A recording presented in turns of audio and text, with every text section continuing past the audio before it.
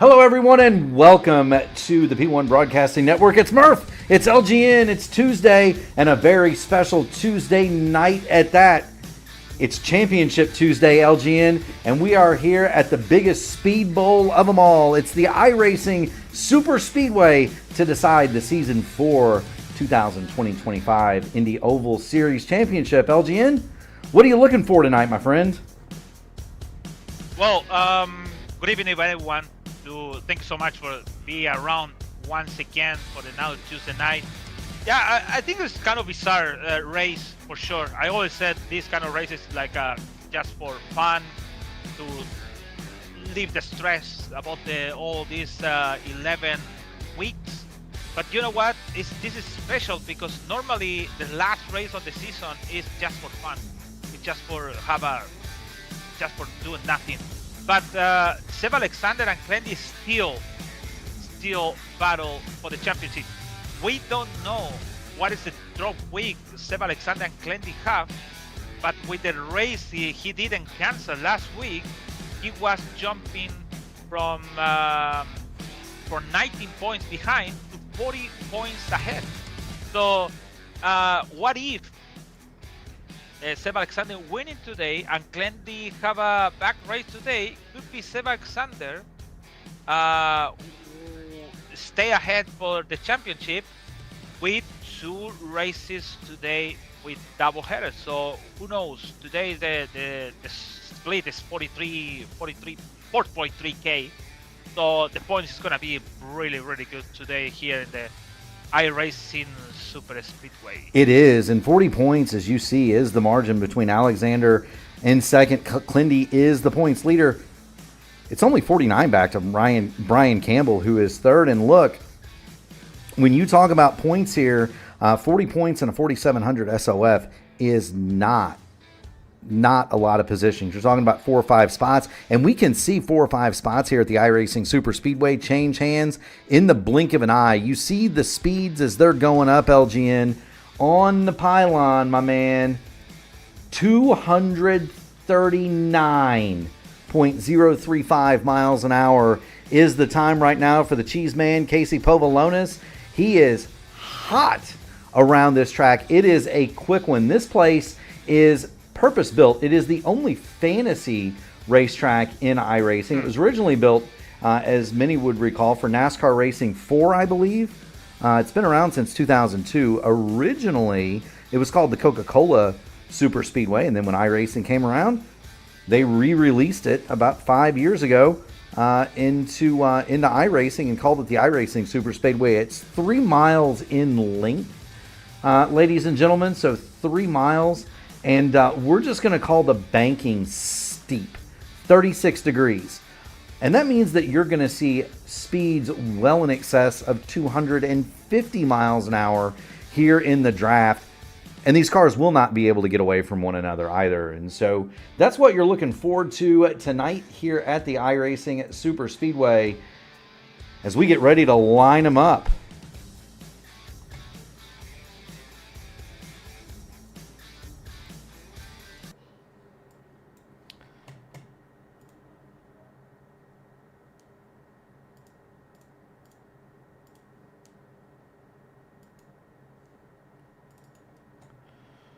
All right, LGN, we've got the old school line them up on the apron next to the pit wall.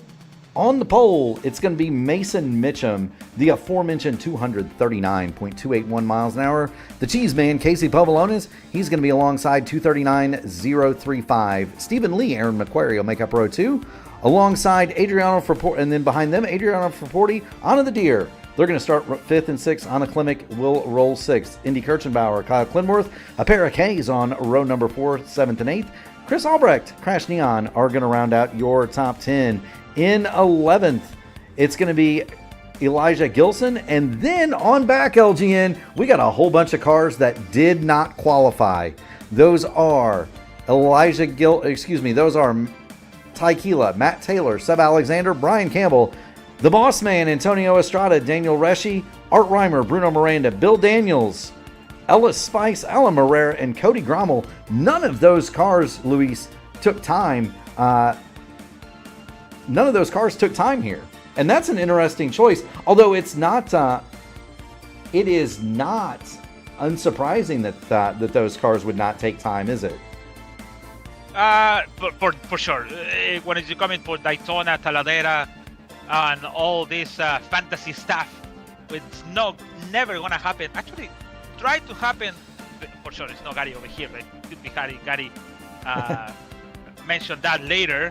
But they tried to in Daytona, tried to do it, but it's not works actually. But all this fantasy, it makes sense to stay on the back because it's just in one lap.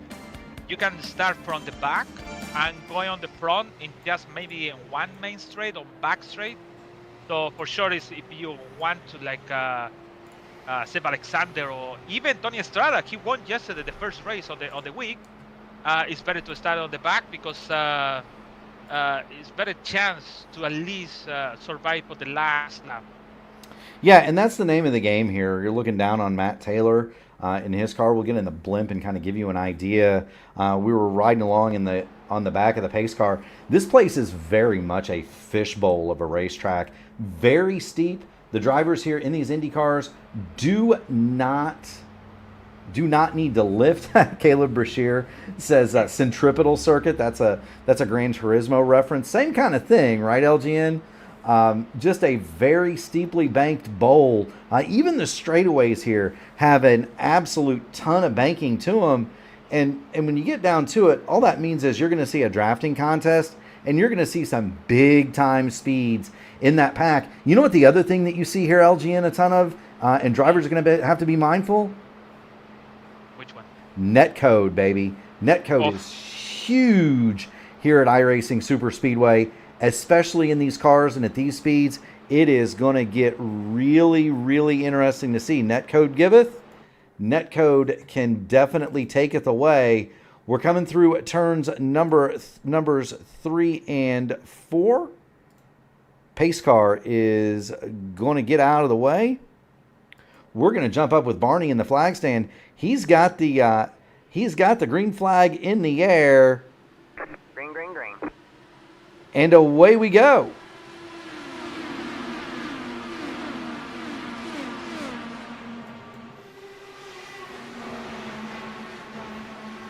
The sights and sounds of iRacing Superspeedway. Watch this speed shot.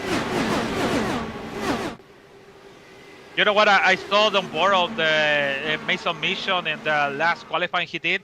220, 241 he made in the back straight before the turn 3 and 4. So for sure in the draft, we have to figure out how much it could be. It's gonna be maybe 45 or 46 for sure. But it's no reaction. If it's something happen on the front, nope. But like you said, the key is the net code for sure. And one net code is gonna be, man, the key could be killed at least 5 to 10 cars in the grid. You know, it most certainly could. Stephen Lee has jumped out to the early lead. Casey Povolonis has fallen back from his front row starting spot. There's a lot of gamesmanship that happens here, LGN, in these cars, in these races with these drivers. There's going to be some fuel saving. One of the ways that you can kind of improve your position is on the pit stop. So guys are going to try to cut time out of that pit stop. They're going to try to cut time on pit road. And also, Luis, the other thing these drivers are going to be looking at is once pit stops are made and you get drivers that are out there working in pairs, you're going to see the slingshot draft, and here it is super effective. You can slingshot back and forth as many as 4 times a lap at this speedway. It is that big a distance. We're going to jump on board the roll hoop. There's Clindy. He's riding along, and I don't think old Clindy's trying to go anywhere, LGN. Yeah, look at that. Ty Quillers coming on 8. He's starting for the last of the grid. Actually, because they said they started at 12, but in the grid it started last. And now look at that. In just in one lap,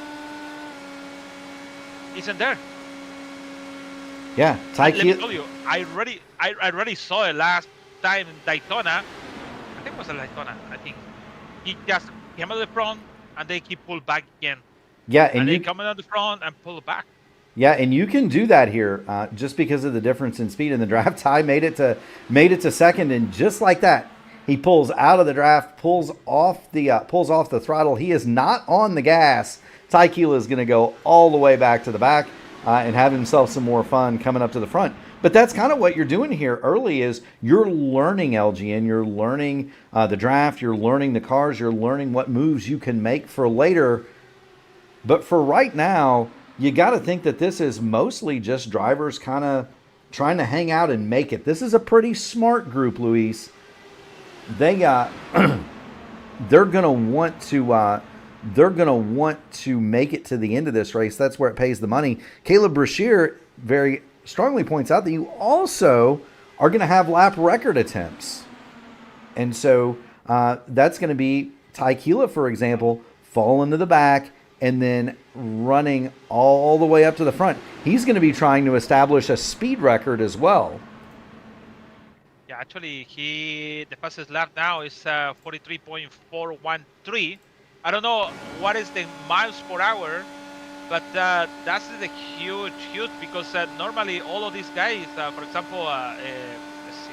Well, here you go. We got the telemetry up for Ty Keela, 254.55 miles an hour into turn number one as he slingshots along to the outside. The problem is he's not getting any draft up in that second groove. If you're going to set that world record, you got to have cars up at the top to help you out in the corners. Yeah, he's going again on the front and he's doing 250, 245, 247, 246. So it is going fast. To do that, you have to get it a little bit close to have the side draft.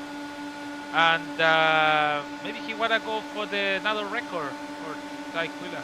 That last one, 43.142, his fastest lap, and that is his fastest lap. And just like that, Luis, you heard Ty Keela back the car out, 245.989 miles an hour. If memory serves, we've had laps here from the likes of Robert Maletzka, Jacob Oster in the 250 mile an hour range. So he's going to have to load that baby up and try again. He's going to have to be careful though. You don't want to lose the draft. Meanwhile, we do also want to report that Adriano Frapporti is not in the field. Frapporti did not take the start connection issues, have sidelined the mailman for the season finale. A tough break for Adriano Frapporti.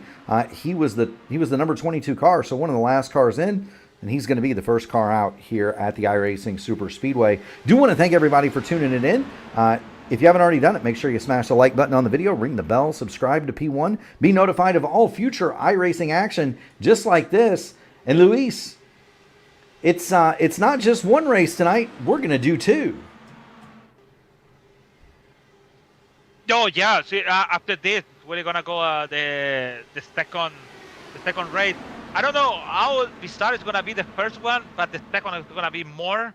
Because the people who couldn't be over here is going to be on the second one. It's going to be staying excited. It's going to be here. I always said in Michigan and Fontana, even in all of these super speedways, the first couple laps is like nothing happened. But man, 10 laps to go, 15 to go is when the excited is coming. And we have to wait for that because even for the pit stop strategy, even for the pit stop party, it's different thing. So it's gonna be really excited in the end of the race for now.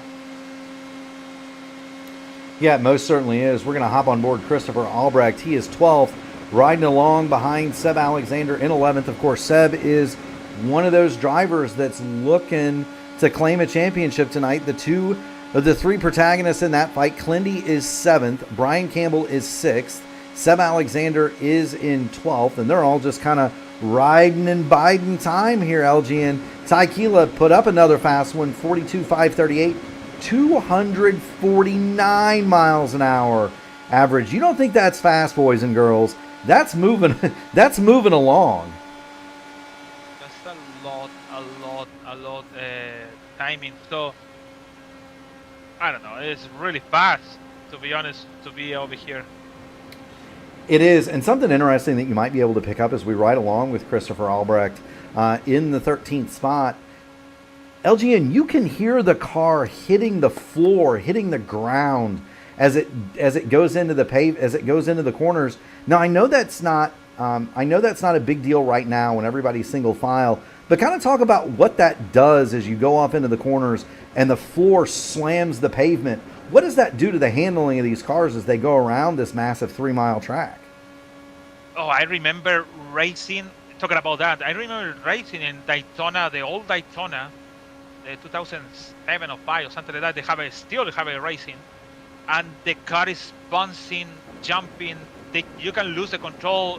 You try to keep the car in one line, and the car is still jumping, and you try to put the car in one line because also distracting also the car on the front, and the car is jumping, and that's make the car, you can lose the car, but it's like a small chance, but always have a chance to lose the car in that jump. Yeah, it's kind of like this, fans. If you're thinking about it this way, when you see one of these cars, and we'll head back toward the front, you've got Crash Neon now leading Stephen Lee, Kyle Clinworth, Mason Mitchum, and Indy Kirkenbauer as we work lap 12 of a scheduled 40. It is a 120-miler here at the iRacing Super Speedway. Do want to thank everybody for tuning in. Big audience here tonight for this one. If you haven't already done it, make sure you smash like on the video, ring the bell, subscribe to P1 so that you can be notified of all future iRacing action just like this. We're doing a doubleheader. We've got Indy next in the middle. LGN and I are going to do maybe a little bit of a podcast. The boss man, Gary Godso, is going to get out of Indianapolis. He's doing the Hoosier 500 practice. He's going to join us for the second race. We're going to be having a good time until well into the night here on P1, and we thank you so much for being with us. We've got a great audience. We've got a lively chat. If there's something you'd like to ask us, by all means, let us know. We'd love to hear it.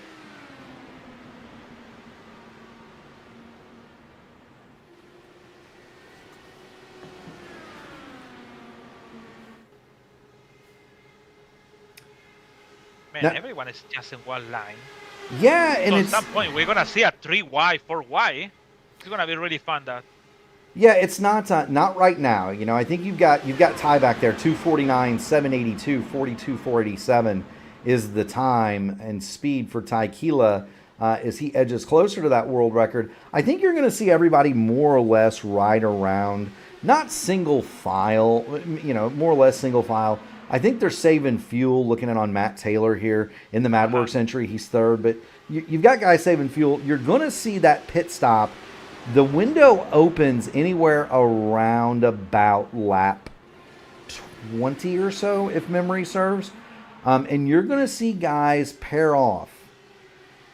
Okay, and they're going to try to get into pit lane in pairs because they want to have that slingshot. And then it's down to who executes the best pit stop, and we'll see if anybody can break away. And if they don't, the scrap really starts with about 10 laps or 30 miles left in this one. Looking at Alan Morea, he's going to go now alongside Taylor. Art Reimer. Morea is going to get to Albrecht here. And then Bill Daniels. Love the paint scheme on the Bill Daniels car. He'll motor past Seb Alexander. You can go from the back to the front if you want to in a real big hurry here. But that's not going to be the case when it gets down to showtime. Yeah, I have a question for you. Sure. We are 4 to go for coming to the pit. So, do you change tires now or just keep it the same one? What is your strategy if you be on the track now? You know, it's a tough question because it could be saving time, and also you could be lose time at the exit. You know, that's a great point.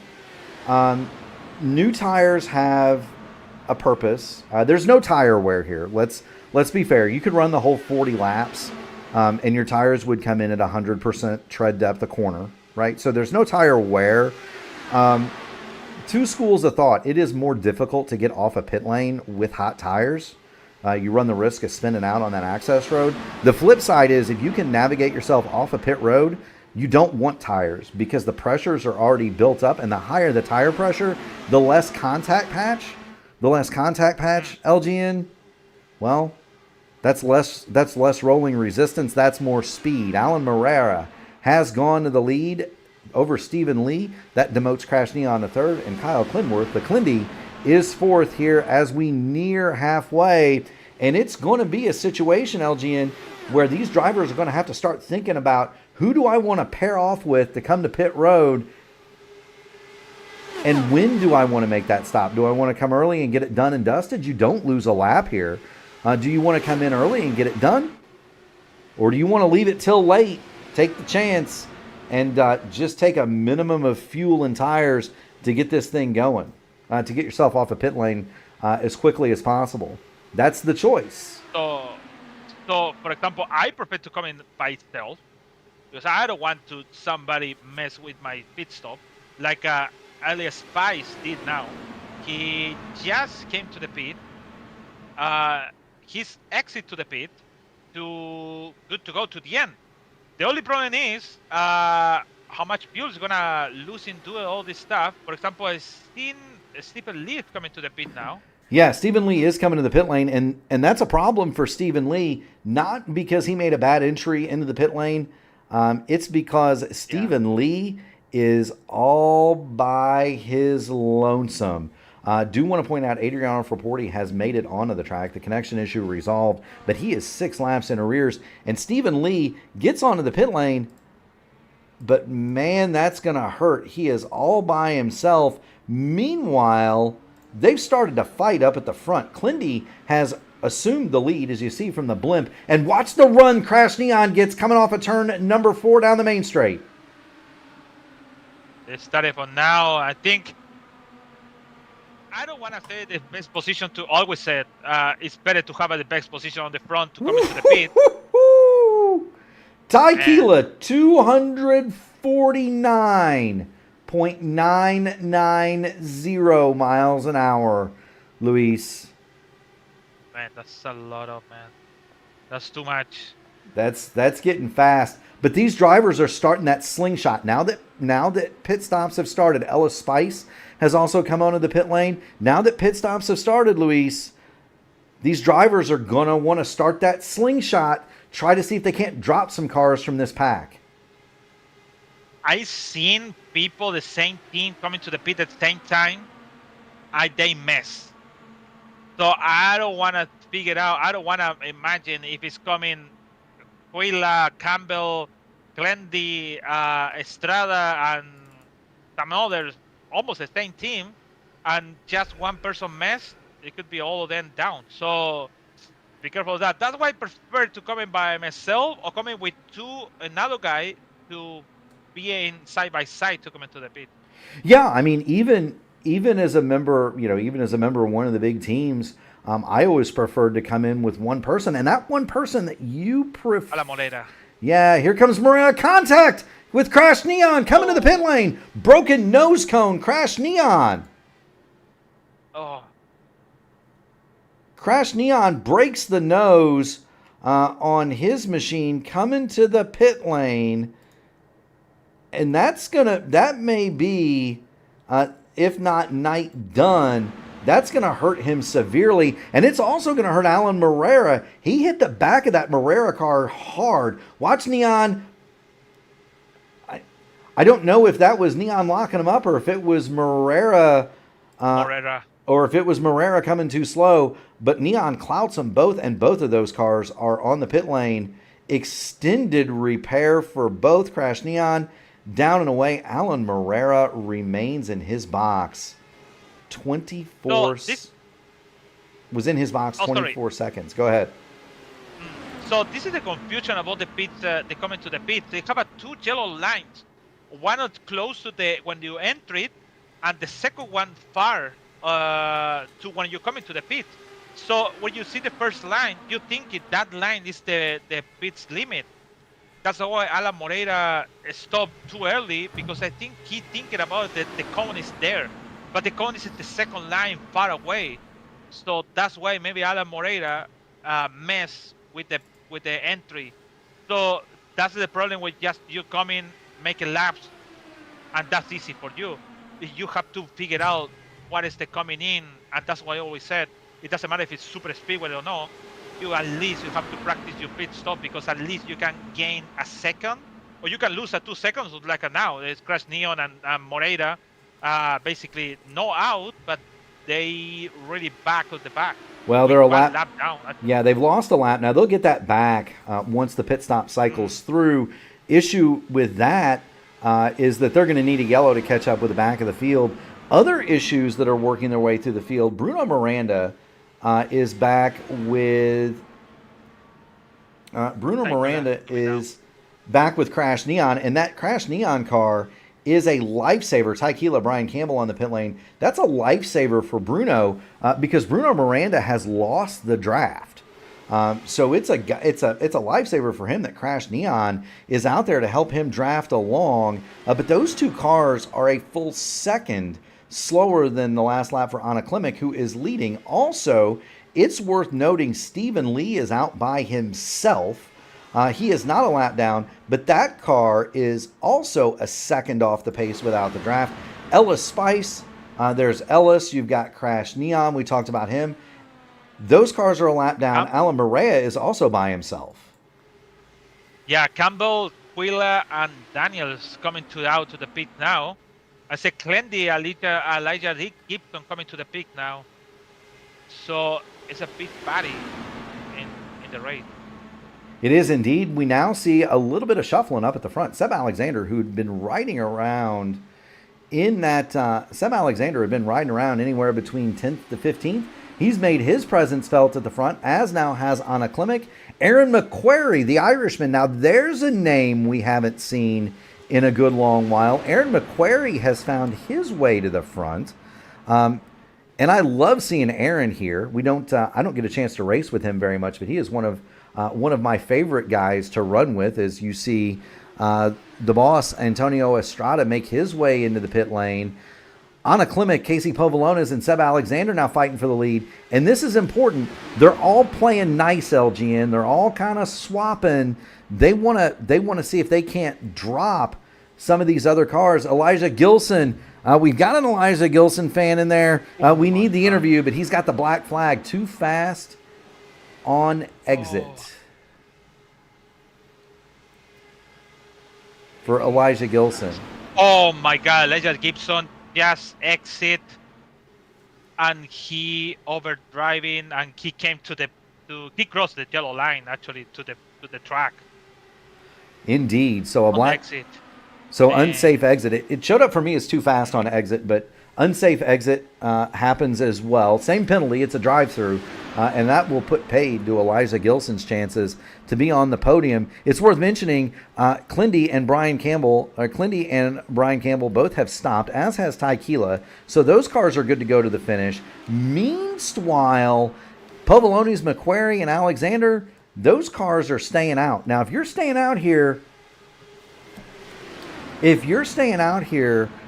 LGN, you want this thing to go green as long as possible, and you're betting that short pit stop can see you to the end. Alexander peels off, as does, I believe, Moreira behind him. There's Seb, and then immediately behind him, that's Christopher Albrecht. I apologize. I thought that was the Audi liveried machine of Albrecht. And Seb Alexander overshoots his pit box. Oh, no. He didn't speed, so that's going to work in his favor. But Seb Alexander overshoots the pit box just a little bit. That's going to cost him some time. It should not cost him the draft. Meanwhile, the race now led by McQuarrie over Povolones, Matt Taylor, Anna Klimek, and Mason Mitchum. Oh, look at that, the pit entry.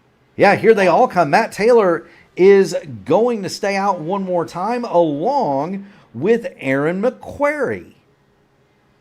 No, that's not McQuarrie. It is Aaron McQuarrie in the pit road. It's just Matt Taylor stay out. It's the only one missing to coming in. You're right. That is the 20 of Ellis Spice, orange car through broadcaster. That's the MadWorks entry on the bottom for Matt Taylor. It's the lapped machine of Ellis Spice on the top. And now Matt Taylor is going to be desperate to hit the pit lane.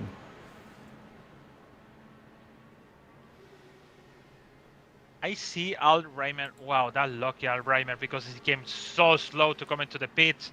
Now this is the difficult part when you have to think the car is coming in. And did you see that, LG? And Matt Taylor just about bought the farm coming into pit lane. He had that car 45 degrees sideways into the pit box.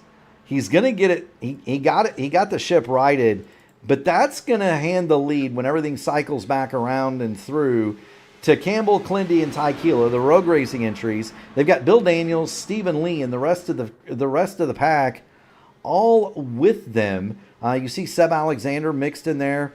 Christopher Albrecht is there. Povolonis.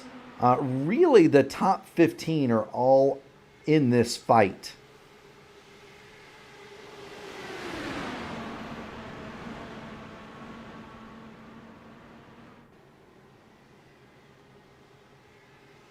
Taylor coming back out. Taylor actually retained the lead. They're going to swallow him up, though, coming through turn number 3, I bet.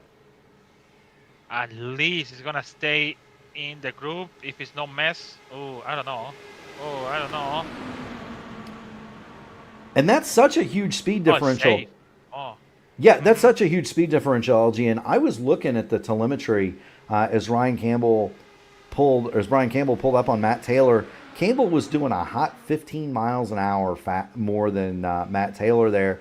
And that takes a lot of doing and a lot of skill from these drivers to not run over each other. Caleb Brashear pipes in and says Matt Taylor needs some Luke Mansky Racing Esports allies. Well, driver, it's an official race. Just sign up and run it, brother. Matt Taylor have the best chance over there, but you know the side draft on the have Seb Alexander on the top is make the better chance. So now we are in the game. Now is in the game with 8 to go. Now we are the moment when we're gonna see maybe one yellow flag, or we're gonna finish in the close. Yeah, so we've got 8 laps to go. We're going to get 7 to go next time. And this is where business is going to start picking up. And it's going to start getting busy. The drivers that are at the front now, as we've seen all race, the drivers at the front have played nice. They've let guys go for world records and try to, and pass them easily. Now the door is going to start getting shut as we get down to 7 laps to go. The racing is going to ratchet up with another level of intensity as they go 3 wide for second. Clindy in the wall! All right, man. Caution is out. Oh, Caution no. is out.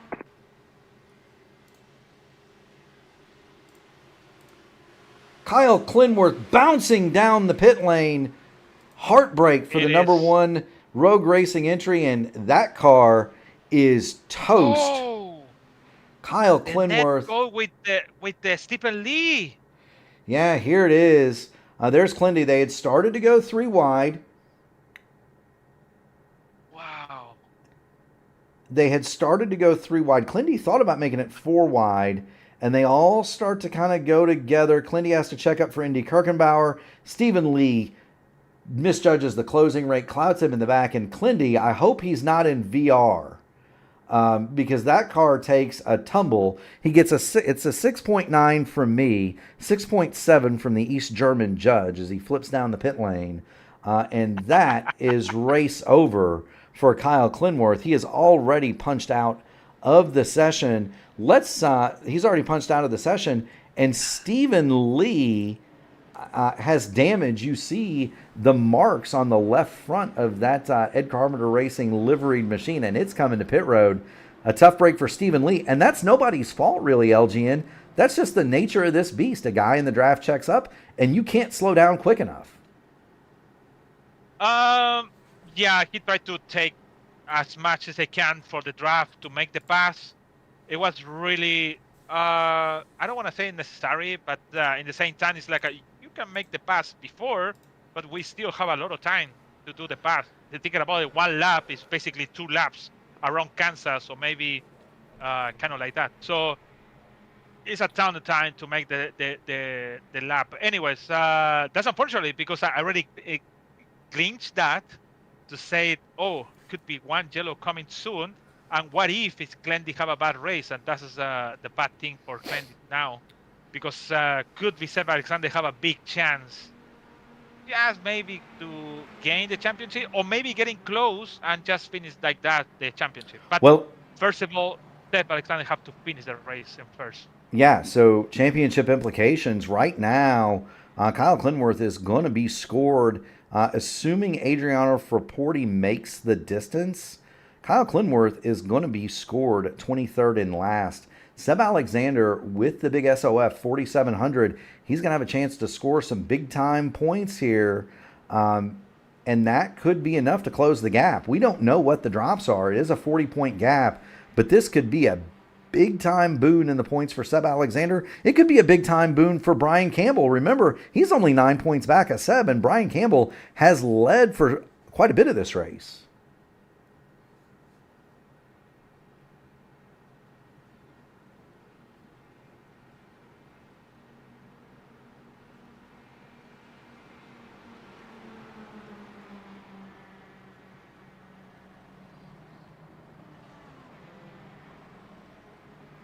Do want to thank everybody for joining in here at P1. If you haven't already done it, make sure you smash the like button on the video, ring the bell, subscribe to the channel so that you can be notified of all future iRacing action just like this. Tomorrow, or we've got the doubleheader tonight. Tomorrow, it's the Formula Indy Series, 8:20. It'll be Stephen Larkamp and I on the call for that one. Thursday night, it's the finale for the Indy Pro Qualifier. That'll be live at 8 o'clock Eastern Time. Myself and Luca Tedesco are going to be calling that action.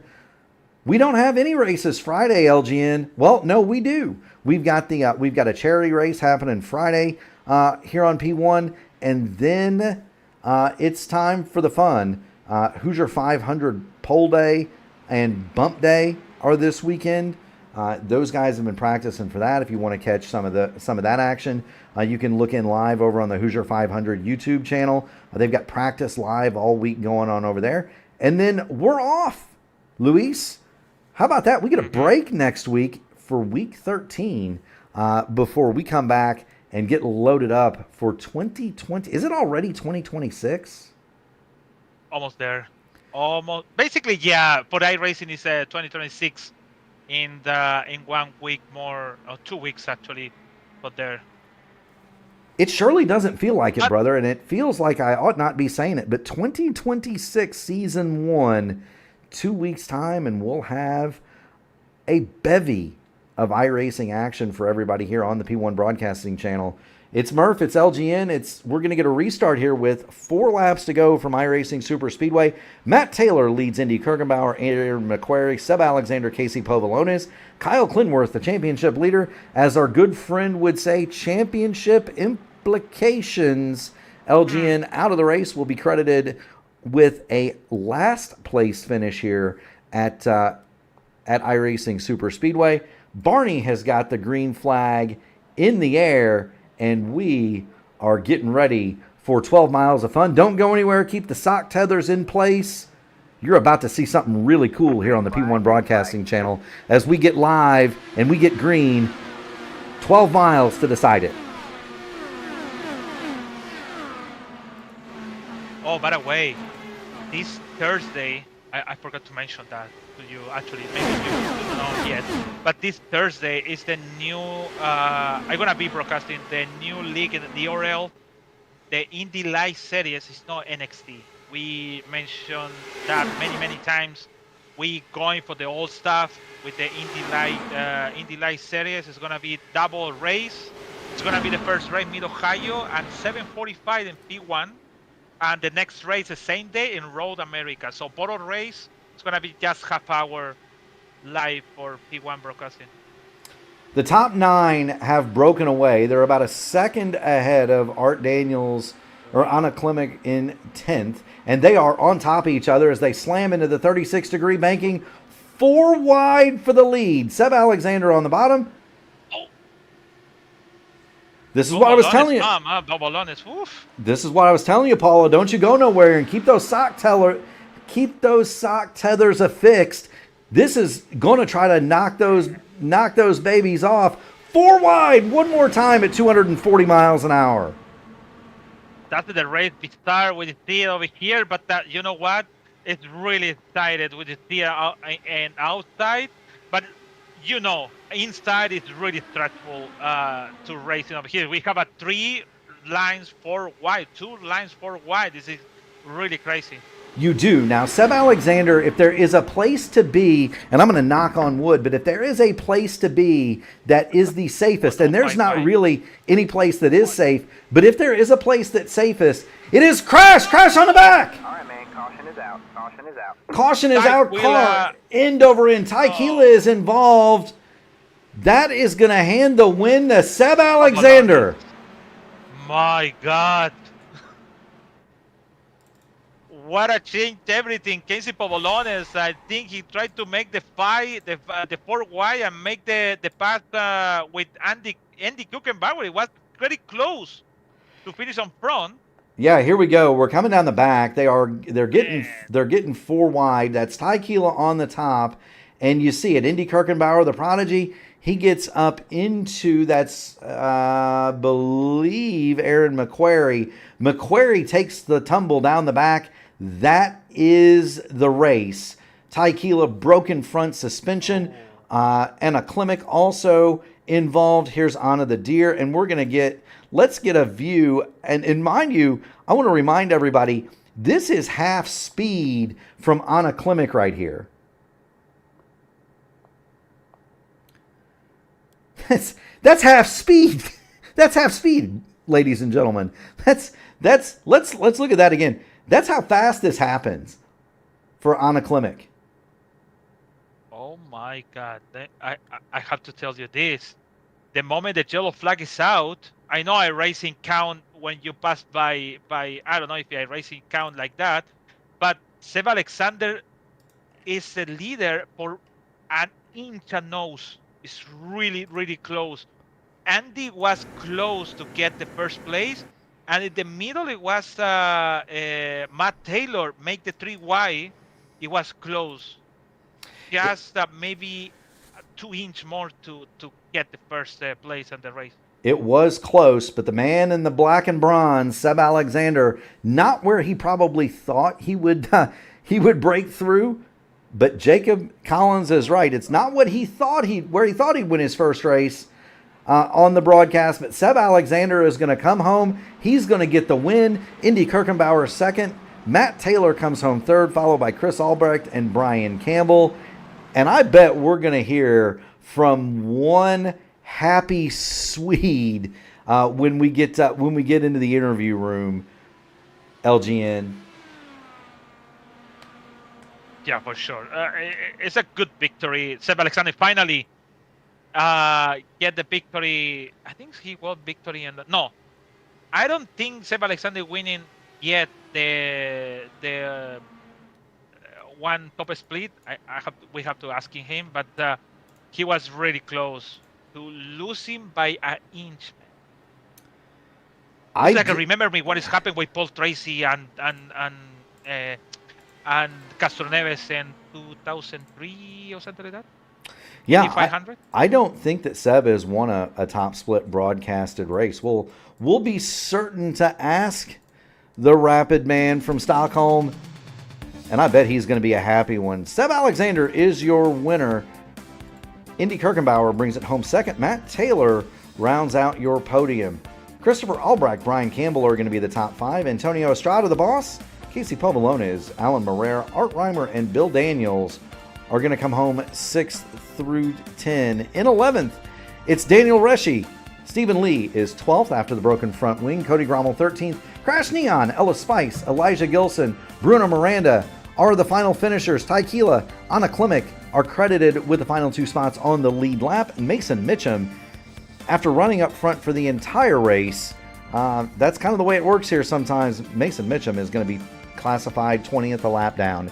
In 21st, Aaron McQuarrie, unfortunately, bad luck for him at the end. Adriano Fraporti, bad connection. Kyle Clinworth caught up in the first incident of the day, and the man who needed the points, needed the points, Kyle Clinworth, he came in here 40 ahead. His nearest rival for the championship wins a 4,700 plus SOF. Clindy 6 laps down and is credited with last. It's another thing happened on this final in the yellow flag. On the top, close to the wall, it was Chris Albrecht take the second place. I think in my view, I see take the lead in the yellow line, in the yellow flag, and he's regretted he take the just for the fourth place. So I know iRacing take the last passing for line, but or maybe the passing for the first section or sector of the line. I don't know, but confused. All of this about the picture. Well, it actually goes to the last scoring loop, not the moment of caution. Just so you know, there, LGN. But we're gonna get some drivers in here and talk to them momentarily. Let's see what we got. We got Matt Taylor up on the screen, and who do we have in the interview room waiting? It is Matt Taylor. Matt Taylor, you've got Murph, you've got LGN in the booth. Talk to us about the end of that one.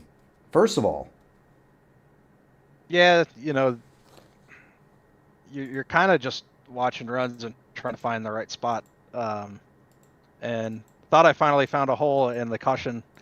I needed like a split second later on that caution, but I was back in the inside lane up to set the run up on Seb to get around him, because it looked like there was going to be a gap there. But yeah, just a little too late. It's all right. LGN? No,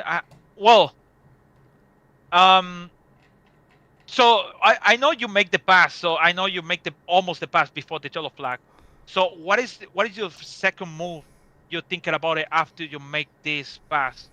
You're already thinking about it. What is gonna next, or just try to be side by side with Seb Alexander? I know it's take the lead, but you thinking about it?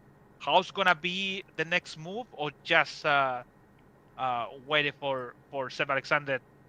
I don't know. You know what I mean? The question I make it. Yeah. Kind of try and clear him and get back into the inside, simply because it's safe there, and really kind of like that situation. You're sort of trying to position for a caution. And if that's the case and you're going into the last lap, then you're gonna just kind of try and watch for runs and hope somebody doesn't come up through the field, because when you're at the front like that, you're either boxed in like I was for a couple laps, you can't go anywhere, or either everybody around you wrecks or you wreck, or maybe somebody gets a huge run up through the field there too. But it's a little bit out of your hands at that point at the front. But yeah, you just try to get there. Are you gonna do it again? Yeah, that's the big question, right? Are you gonna come back for the next one? Not sure.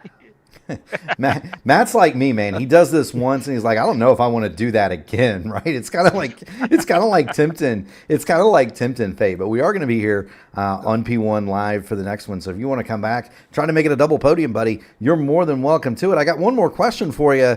I know this is a televised official. I know it's these are big races in the community, but you got the big one coming up. Qualifying for the Hoosier 500 starts this weekend. You guys got that MadWorks car tuned up, and what are your feelings going into that? 100+ cars entered. Yeah, we're feeling really good with where we're at. I think if we execute like we have in practice, we'll have a pretty stress-free free weekend, and we can focus on some race sets. So I'm pretty excited. You know, I still count just making that race last year among one of my biggest accomplishments in the sim. I'm not going to go for it this year, so that's one slow car. You guys don't have to worry about taking up time during qualies. My dad's going to be in town, so I'm going to miss the race. But good luck to you. Thank you so much for stopping in. And if we see you in the second race, good luck for that one too, man. I'm registered, so let's see what happens. Let's see what happens. There you go. Matt Taylor, he comes home. He brings it home third today in the MadWorks entry. And he's going to come back and do another. Good luck to Matt Taylor. Second place today, we've got Indy Kirkenbauer. Indy, you've got Murph, and you've got LGN in the P1 broadcasting booth. We've got to ask, what were you kind of seeing and feeling when it came down to 2 to go? Contact between you and the cars in the outside lane. Big wreck ensues. You get through it. Kind of what did you see coming down to get 6 miles to go? Yeah, I was on the outside lane there, and I saw Matt left an opening on the bottom of 1 and 2, and I filled the opening. I should have backed down a little bit more so I could get a bigger run on Seb, but then I returned to the outside, just trying to make a dash, and then I saw my rearview mirror, a bunch of cars wrecking behind, and I went and, you know, if only it was the time of yellow. Yeah. Then I didn't even realize I gave that much space to Matt to go middle 3. I did. It's just this track is just way wider than you think it is when you're on track. And then he went middle and Seb, and that was just after yellow. We only hit after yellow, and I don't know. He hit me there, and you know that's just everyone pushing to the last time. But yeah, I mean. We were just all, the entire first run, just Map 5 fuel saving. I know that was probably pretty boring. And so, yeah, and that ended up not being the right strategy. It was better just a short pit and go in Map 1. For the rest, we stayed out longer. But then I came out in 12th and I got up to 3rd in like a lap. Just played the draft really well. And then I just stayed there and just if that race would have only been a little bit longer. Yeah, for sure. I do have a follow-up for you. You're kind of a newer guy to the community, to the car. You're known as the prodigy because you have developed a ton of speed early on, which is awesome to see. This track only comes up once a year though, and usually it's right around this time. End of year, end of season, they'll break out iRacing Superspeedway in these cars. Obviously, it's super, super fast. Had you done this before, and if you hadn't done it before, did you do anything to kind of prep yourself for the speeds and the closing rates that you were going to see here? Honestly, I didn't do any practice for this race. I thought it would be a bigger SOF than it was, and I thought because I've lost so much iRating over the last few weeks, just getting wrecked or having glitches that just boot me out or wreck me, I've lost a lot of iRating, so I thought that I wasn't going to get in, and I did, but I didn't really do a lot of practice for this one. And then you know, the pack racing, I'm just usually pretty decent at pack racing in this car. And, you know, I just bought this track a couple weeks ago. So, you know, it wasn't the greatest race, but, you know, I'll take the iRating. Yeah, I was going to say, for sure, you're going to get a big bounce out of that. LGN, did you have anything for Indy tonight? No, not much. Actually, it's not really a big deal. I always said that all of these races is not big to comment because it's just stay in the best place. It's just the only question is if you enjoy the race and if you're gonna do it again. How strong is your heart rate to do the second race? Are you gonna do it? No, I got a Indy Next title to win, but you know, yeah, I would if that wouldn't intercept. But But yeah, that's tune over there if you want to watch that at Homestead Miami Speedway. But yeah, I would. It's just I'm like a little over 100 points up in that, and I don't want to sacrifice that championship. But yeah, this is I already saw it. You have the championship almost clean, so it's like a. yeah. But you're right. It's like you have to be focused in one place and there. Yeah, and, I like doing it all, but I need to I need to be in that Indy next race just to be sure that I can win the championship.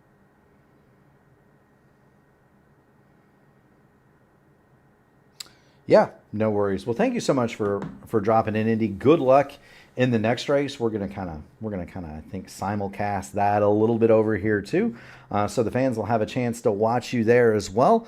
Keep going fast and having fun, buddy, and we'll see you at the next one. All right. Yep, I'll be there. Very good. That's Indy Kirkenbauer. He is going to finish second, and it's time for the man of the hour, Seb Alexander. And Seb, it's been a while. It's been a while even since we've talked. I think this might be your maiden win on the broadcast. It comes at a place that is the last place that I would expect a Seb Alexander win. We've been friends and teammates for a good long time. And if I had to pick a place where Seb was going to break through and win a big broadcasted race, I wouldn't have said it would have been iRacing Superspeedway. But here we are. You're in victory lane. A wild swing in the points deal could be occurring here, depending on the second race. The first thing that I got to say is, what were your thoughts when you realized you had the lead and you had the inside line coming down to 5 to go? Yeah, I mean, that was where I wanted to be, right? As soon as we closed in on the caution ends it, like with 3 to go, right? Mm-hmm. I was like, I want to be on the inside. You're going to be slightly ahead coming out of all the corners, and there are some sketchiness with some of the like timing loops. We've seen it before. The people that had been ahead on the outside has more or less gotten robbed. So I was like, I just want to be on the inside at the front and just let the chips fall where they may, and see if it works out. And it did. Yeah, this time they definitely fell. Other than that, we saw you guys riding around a lot, kind of just hanging out in the pack for the first 25, 30 laps. Were you back there saving gas, trying to make the final stop as short as possible? Yeah, and just riding, because there's almost no point. I mean, if you enjoyed building these massive runs, you can do it over and over. I saw Tues shoot by a couple of times. It was like cheering with glee on the radio, like excited over going so fast. So I was like, okay, you can do that, or you can just sit there. It's all gonna be the same. Do you want to? I guess it's the stop. It's the green flag stop where things like that's when you can kind of get into the game, right? Do you want to take a guess at what his top average lap speed was? It's hard in miles per hour, but I'm willing to bet he might have crossed north of 400 kph, which is big. Tell me what it is. His fastest lap, I believe the biggest number we saw LGM was 249.9 miles an hour. Yes. That is fast. Yeah, so I mean, he would have been going 260 on the straights. I think we figured out. And I do think that's north of 400, by the way, which is awesome. He's in the 400 club. Yeah. Yeah. I know that there are several of us that are there. Rob and Leska, Jacob Oster, they make a big deal about trying to do that every time they're here. Yeah, I know. And so it's good to see Ty do it. I know I've done it. It's basically 400.7 kilometers There per it is. hour. There it is. There's Yeah. the 400 club.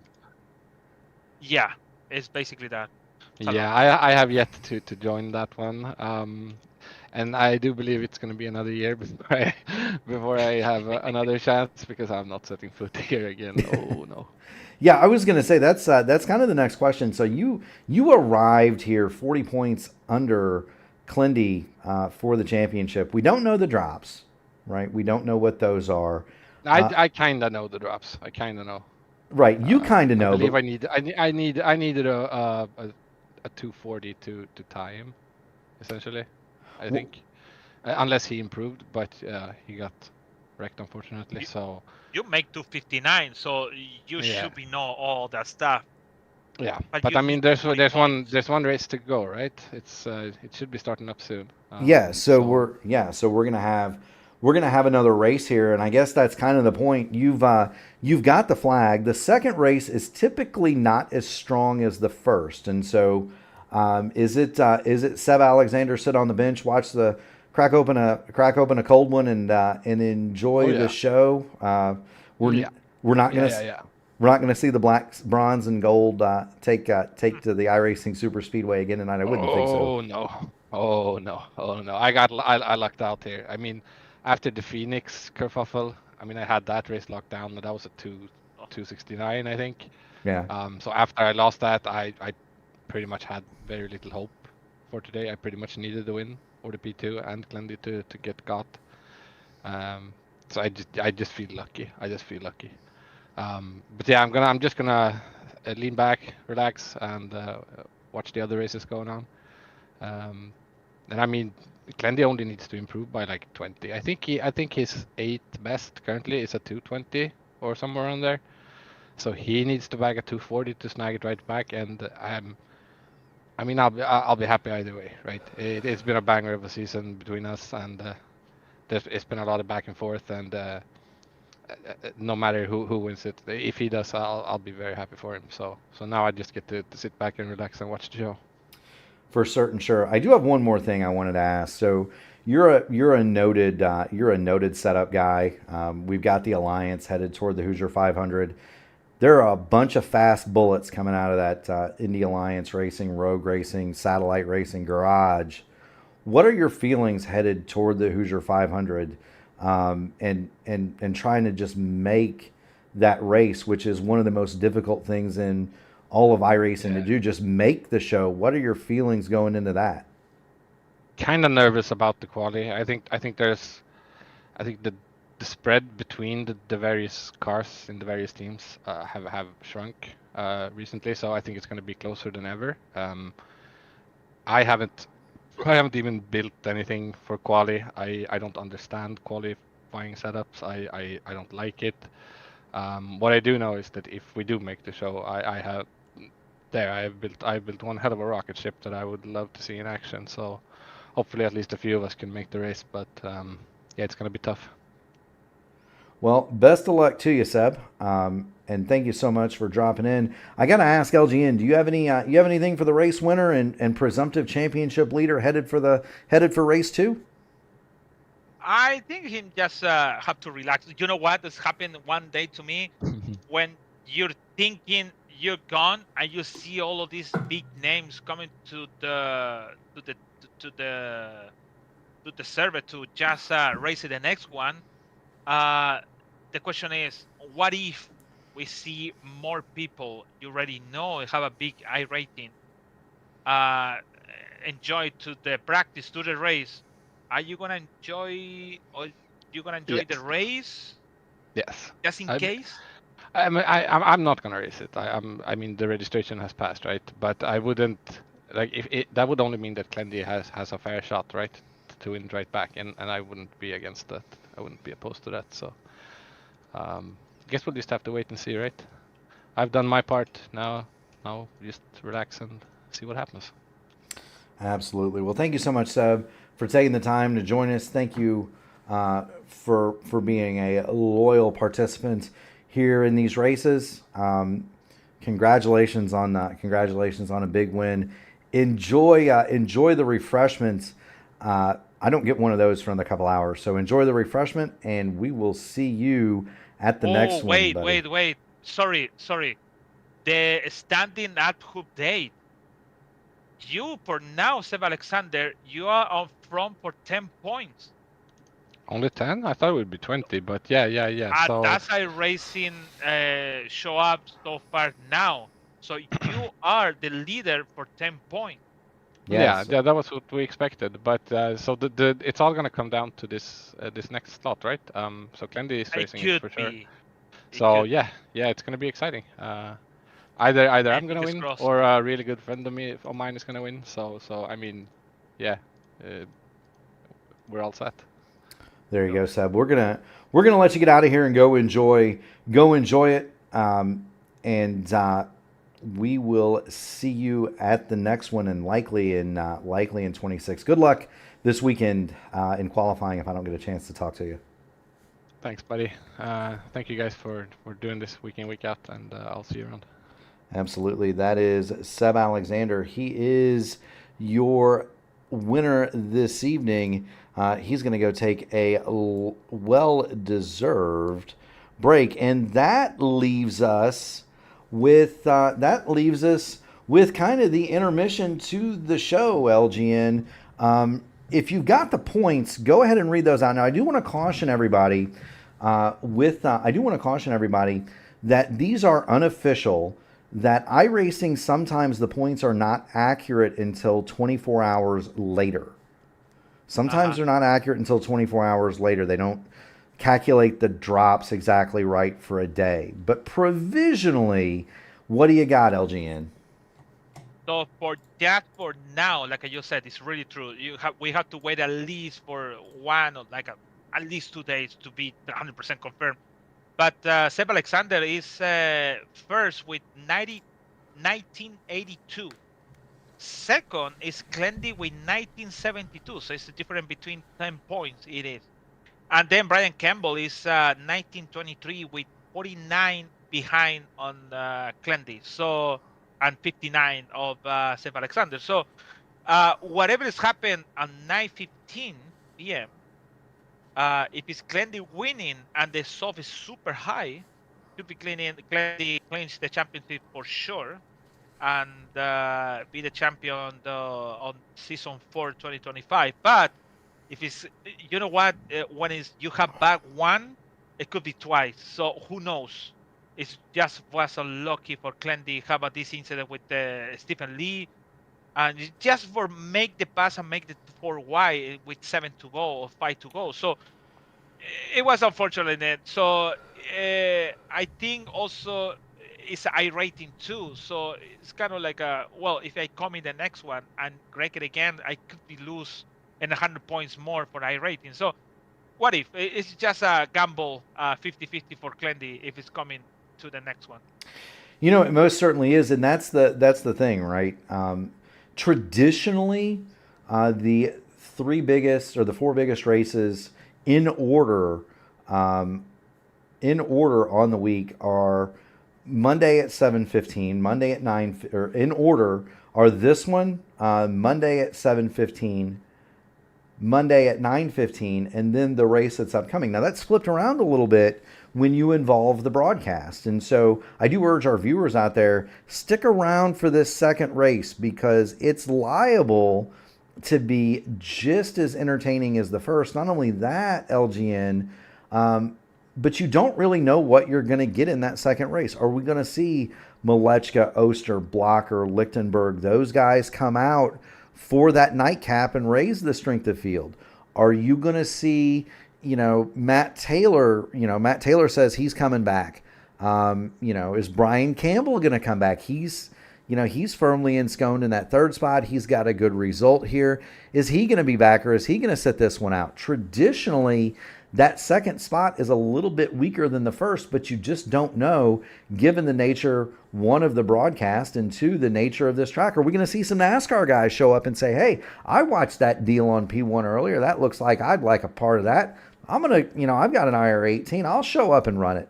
We've seen that happen before. And so there are all kinds of implications here at iRacing Superspeedway for that second race. So don't go away. It is 8:30, and so what we're going to do here is LGN, I know, is tired of talking, and I know he's tired of listening to me talk.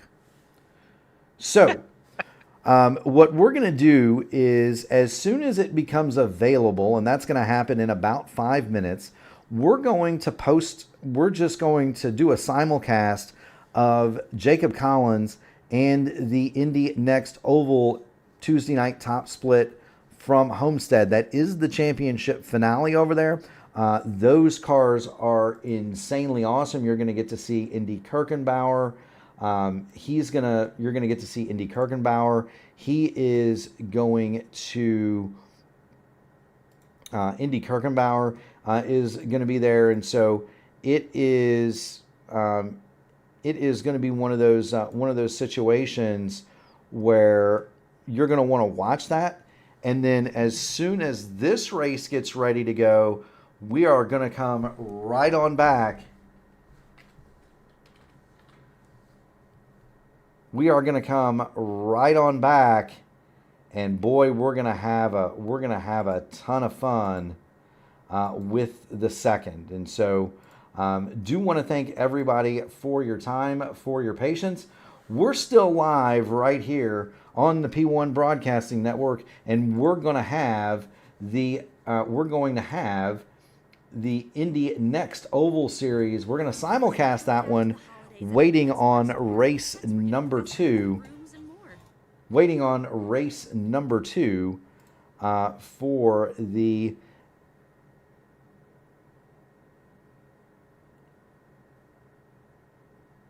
iRacing IndyCar Oval top split. Jacob Collins has the stream going, LGN, so it's not going to be long, and we'll have that up for you. Do want to thank everybody for joining in. It is Murph, it is LGN, and we are in intermission from the Indy Next, or excuse me, the IndyCar Oval Series doubleheader from the iRacing Superspeedway. Indy Next action is coming to you very shortly here on P1, and we're going to simulcast that race here on our side as well.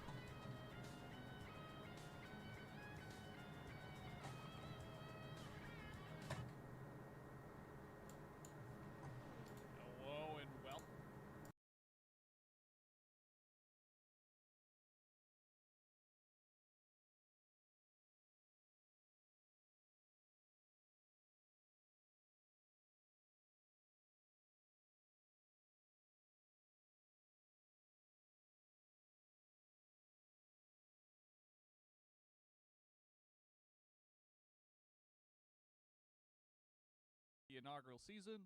We'll be heading off into 2026 with a big shakeup in terms of the track variety. A lot of new locations and track types that we haven't seen a ton of in Indy Next competition thus far. We'll head out with Brant McClendon as he heads out onto the course for qualifying here. Get the timing tower up on the screen. Hop on board with the driver of the number 6 machine as he gets ready to lay down his qualifying run here. Want to welcome everybody on in for tuning in to the mid-race break between the IndyCar Oval Series action from the iRacing Superspeedway. Seb Alexander breaking through and winning that race. We do have a championship already decided, more or less, here at Indy Next Oval Series competition. I'll bring up the point standings as of last night on the screen. Indy Kirkenbauer will be your inaugural series champion on 1,591 points as it stands. Wylazinski, I believe, has closed this gap ever so slightly, down about 8 more points than he has here. You'd see Wetz, Bolgren, Fletcher, Neon, Pritchett, Villamere, Thurman, Goodman, Corwin, Brown, Alba, Glenn, Clenworth, McGrory, Aquila, James Watson of Indy Pro fame, Schwitter, Kolsar, Yankee, Paleska, Ty McWhirter from the ARCA crowd, Frank Wynn, Frisky Frankie's 24th, and of course IndyCar flagman Aaron Likens sits in 25th. Good to see Aaron running a number of weeks throughout the season. Of course, IndyCar's in their off-season as it stands. McClendon's going to set his second lap here. Put him good enough for third at the moment. We'll hop outboard. We are expecting the white line fever in full effect here at Homestead, Miami. We'll hang out with Andy Kirkenbauer as he sits on the pit lane. People wrapping up their qualifying runs here. We've got 2 Kirkenbauers in the field tonight. Indy and his father, Clay, in the 5 and the 13, respectively. We'll be looking for them to be making quite the impression here over the course of the event. See if we can find ourselves a car at speed. Dylan Wylazinski's out on the course. Number 1 machine tonight. I believe he was in chat earlier saying that second was still up for grabs. That certainly would appear to be the case. I don't believe Chris Wetz is in the field tonight. That would be the closest competitor. We take another look at the point standings there. Wetz about 34 points back as of that picture there. Don't believe he's in the field tonight, so it does look like, at least as of the time of this race occurring, top 2 will be decided, all but assuredly. But we still got ourselves what hopefully will be another race here worth of action. See if Homestead offers up something a bit different with the progressive banking on either end of the track. Of course, Homestead's a somewhat unique oval, given that it is symmetrical on both ends. It's not a D-shape or quad oval, and has progressive banking in the corners where the top of the track is slightly more banked than the bottom, I believe. That potentially could be the inverse. Not quite sure on that. Wylazinski will set the pole speed as it stands. We've still got a number of cars needing to take time here before qualifying ends. We're rolling into the final minute of the session. Wylazinski's going to head down the pit lane here.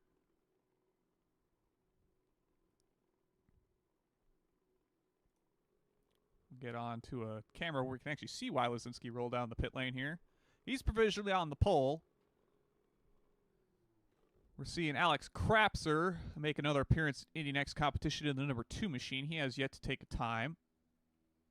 Indy Kirkenbauer will set himself 5th on the grid as it stands. See if he can make any surprise moves as we saw in the late stages last week at Kansas following a large crash down the back straightaway on the final lap. Kirkenbauer emerged from the apron in turn number 3 with the lead of the race and took another victory here in Indy Next competition. So we will be rounding out qualifying here, and we will get to a starting lineup very shortly. As cars get onto the grid.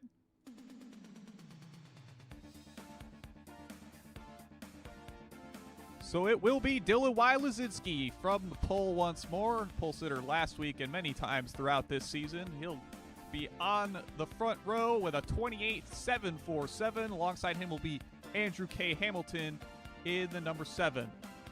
Chris Fletcher will line up third next to Brant McClendon, who we watched his qualifying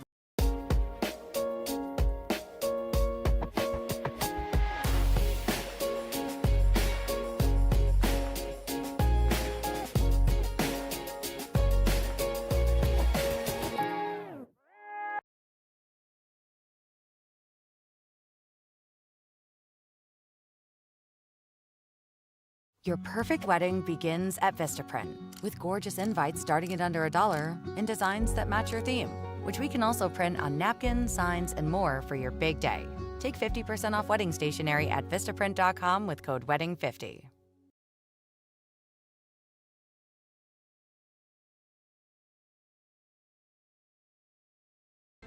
Father of the prodigy, see if he can learn a thing or two from the thing he's made.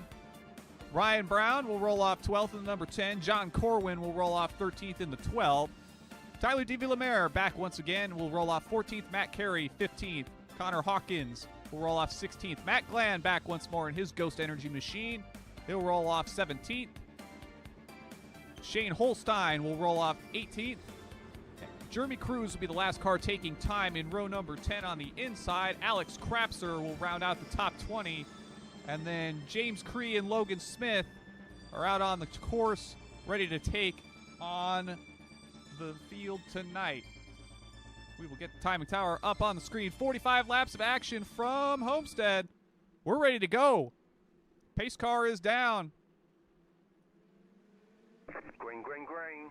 We're off. Heading down the front straightaway. Get the cameras in order.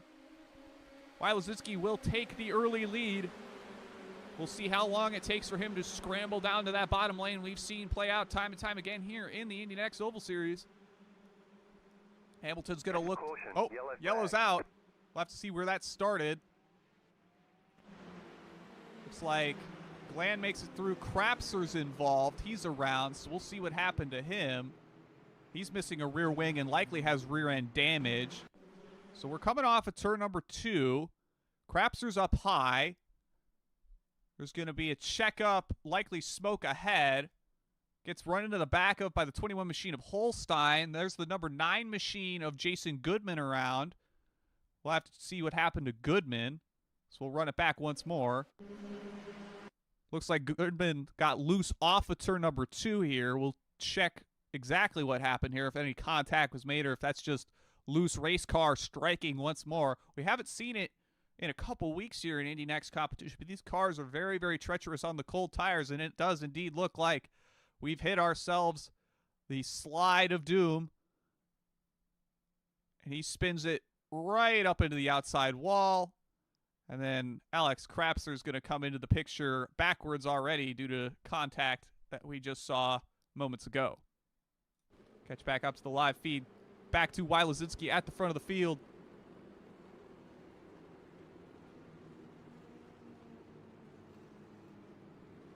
I have been informed we've got the crowd from the Oval Series broadcast, the IndyCar Oval Series broadcast in here. Welcome on in. We're having non-stop oval action here on the P1 channel. This race miles slower than the 240 some odd mile an hour absolute 4-wide miracle of nature that is the iRacing Superspeedway. Miracle of virtual nature. Appreciate Mark giving me the heads up that we've got eyeballs all across the channel here tuning into this race. Not sure if we've got the pace car out. Lights are still on that iRacing pace car. The unbranded iRacing pace car. Or, well, branded by iRacing, not branded by a car manufacturer. We do not get the Porsche, or I believe they have a BMW pace car now. We didn't make it too far here in the opening stages. So we will catch Dylan Wylozinski in that get good racing machine at the front of the field. Common sight here in your next competition. Kirkenbauer's made up a spot. He's up to 4th. See if we can get a solid shot further away from the cars here. Lights are out on the pace car. We will go green this time, heading on to lap number 5 of our 45-lap event here tonight. We will try to get the champion interview in before the conclusion of our coverage, regardless of where Indy finishes tonight.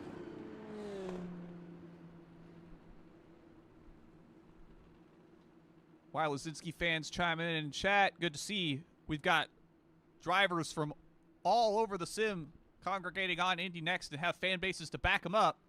We love to see it. While Lazinski will get control of the field here shortly. Heading off turn number 4 this time.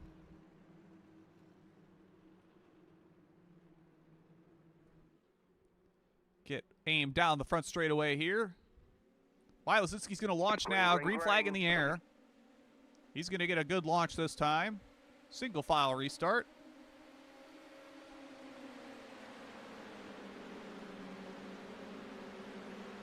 We'll check on the action further down the field. See if maybe we can get high in the sky aboard the blimp. A bit further up, rather. There we go. We can see a bit more from the blimp here.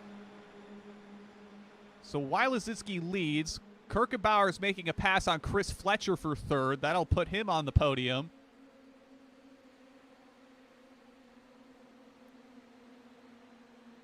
Clendon's going to set the fastest lap of the race with a 29.908. Of course, we didn't really get too much green flag running that first time around. Working down the back straightaway. Lazinski's going to get to that bottom lane. Hamilton in tow. Kirkenbauer's going to start to enter this picture. We'll see if he manages to make anything happen once he gets there.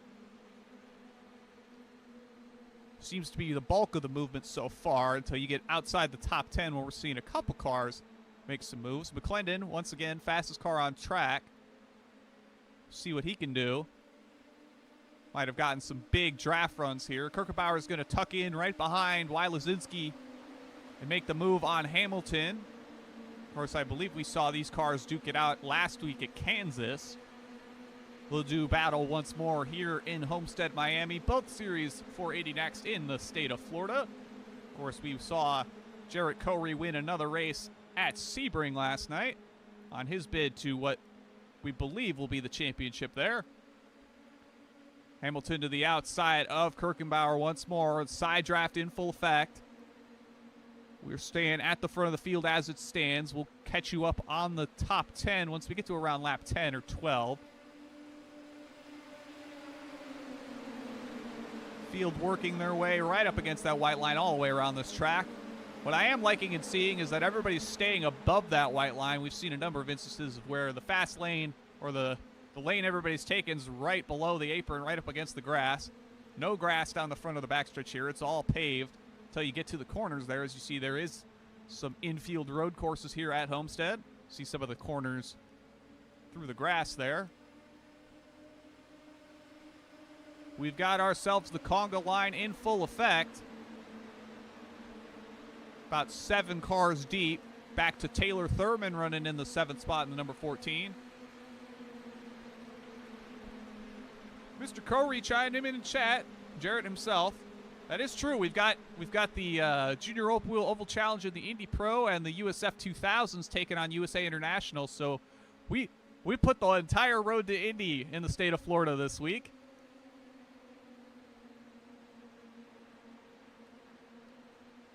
Barring the Indy car itself, which, depending on your definition, may or may not count. Tyler D. Villamere sets the fastest lap, 28.510. We'll watch as the field stays congregated. We're going to get more cars entering this lead pack. That'll likely be back to Villamere in the 11th spot. Gap back to Cruz about 2.5 seconds. Field staying otherwise nicely put together. We'll hop on board with Chris. Actually, we'll hop on board with Chris Fletcher. Or Taylor Thurman, rather. Since he seems to have the most things going on around him, we'll hop on board with the driver of the number 14 machine. The biggest thing when it comes to these very, very tight draft races that is so difficult in these open wheel cars is you can't bump people. There have been instances on lower rungs on the road to Indy where you can do a bit of bumper locking if you get the cars lined up just perfectly. We've seen it in USF 2000 at Road America recently. We've seen it in the Indy Pro 2000 a couple weeks ago at Pocono. Not on the channel, but just on the iRacing service on the whole. But there is the ability on a couple of these open wheel cars to line them up just perfectly. But Definitely not something we've seen happen much, if at all, in the next machine. That rear attenuator in the floor just doesn't seem to want to line up with that front wing assembly. Ride a couple more here with Thurman. He sits in 6th on the low side. Believe we've got Ryan Brown either right behind him or just to his outside. You can hear it if you listen closely. There is another engine kind of around our heads here as we ride on board with Taylor. We're about 1/3 of the way through this race. We're working lap 15 as it stands. These laps are clicking off nice and solid here tonight, just under 29 seconds a lap. About 28 and a half if we're getting super particular. You'll hear Ryan Brown working that high side. Not going to be able to gather quite enough momentum here. Hop back outboard with some TV cameras. There is Mr. Brown on the high side. They'll head down into turns 3 and 4. Fellow booth talent Mark Murphy chiming in the chat. Glad to have everybody tuning in for what may turn into quite an interesting race as we see cars 2x2 through the rest of this pack we've got up at the front of the field here. That's at least somewhat promising. We do have an off week next week for official series competition. iRacing does their quarterly builds. That'll be week 13 next week. Although we've got the big race, the Hoosier 500 will be going on next weekend. Qualifying will be this weekend, I do believe. We'll receive an update to the IndyCar that'll put the hybrid in play for that event, which will be the first test of that system in a very much intense competition. As I believe there's over 100 some odd entries vying for 33 spots in that event. Bit of action here. Ryan Brown has made it up to 5th from the outside lane. He's sitting behind Brent McClendon. See if we can get a better angle of this. Brown's worked the high lane, done a bit of side drafting. He might get side drafted back by Fletcher this time.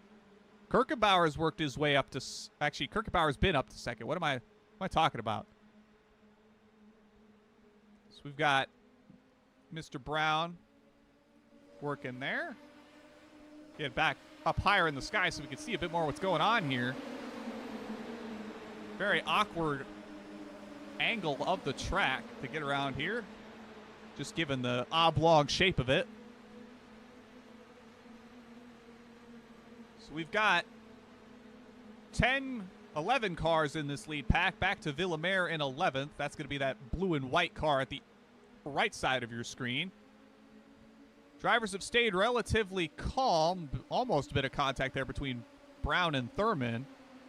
Brown was able to make up some ground on the high side, but may do so again here as they kind of accordion together entering turns 1 and 2 between, I believe that's McClendon, Fletcher, and Thurman on the low side.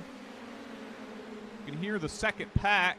That'll be cars 12th through 19th off in the distance. Brown getting awfully close to Fletcher on the inside. He's going to stay high here. He's going to get a good run of momentum through the corner. I'm not sure how much he'll have on exit because there is no draft help for him ahead.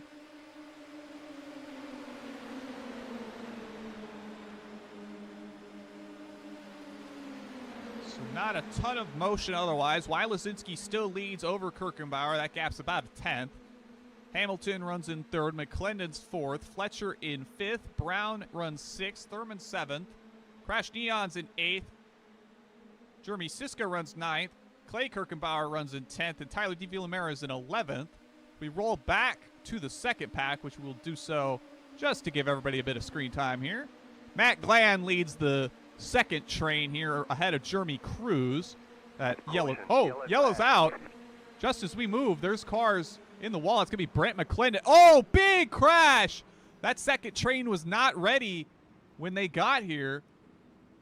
I'm suspecting this started with McClendon and Brown, as Brown has also received the meatball flag, as did Matt Glenn, John Corwin, Shane Holstein, James Cree. We'll hop to closer TV camera and get a look at what happened here. Oop. Okay, so we've already got cars wrecking there. We're going to have to zoom this camera out a bit. Bound the back straightaway. Get this caught up.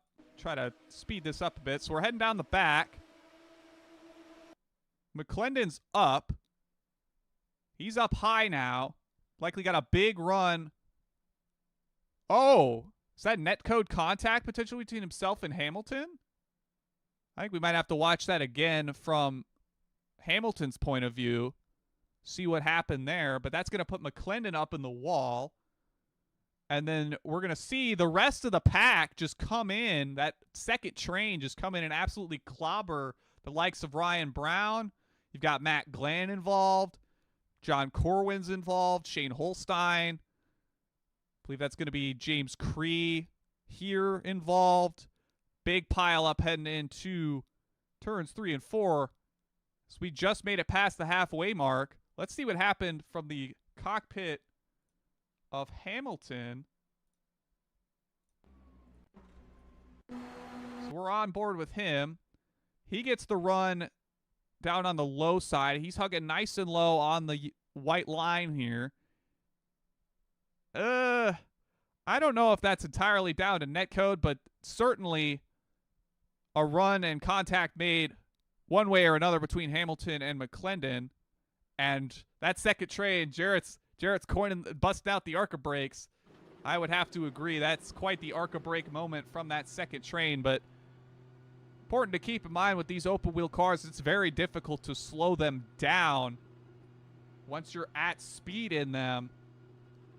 Especially on these bigger tracks. We see it quite frequently at the Indianapolis Motor Speedway, even in the sim, of cars just locking the brakes up and getting themselves in trouble in a hurry. But we've made it past that halfway mark. We'll get laps to go up on the screen. Can't seem to have one of these big track Indy Next races without some sort of chaos and carnage. Hopefully we've gotten that out of the way early here for the sake of the drivers. I am once again knocking on wood. I have a nice nightstand next to my sim rig that I can knock on for when we need to do that. At Speedway Motors, we know some of the best weekends are spent perfecting your setup and leaning into that final turn. Since 1952, we've been the one-stop shop providing our fellow racers with high-quality, affordable parts and accessories. We even manufacture racer-trusted parts in our state-of-the-art machine shop. Whether you're turning wrenches in your garage or racing for the checkered flag, Speedway Motors is here to help you win.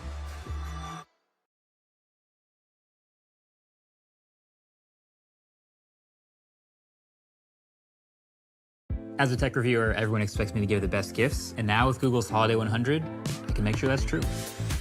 Shop the top trending products for this year with Google's Holiday 100. I am definitely going to be the best gift giver this year. Green, green, green. Green flag in the air. Wylosinski gets a solid launch. Kirkenbauer will have to fend off Chris Fletcher. 19 to go here. Thurman's going to lose a spot to Neon, I believe. So it's currently a 3-car breakaway. We'll see this bind up as the field regains the draft at speed. More than likely. We'll see just how quickly that happens. So Fletcher's going to be working the back of this train.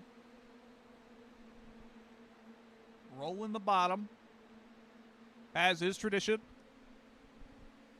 See that second train start to form up. That'll be led by Crash Neon, Thurman, and then Siska. And then Clay Kirkenbauer will be about half a second off of them, but he'll quickly start to gain. That'll be about 7 cars that'll come together relatively quickly, and then it's about another second back to Tyler De Villamere in the 8th spot. We're high in the sky to try to give you as many cars on screen as possible here from Homestead, Miami, the 1.5-mile oval from the state of Florida. The teal walls Very much a standout feature of this facility. So we have received the 7-car conga line. Will we make it 8? Villemare is about a second back. 17 to go.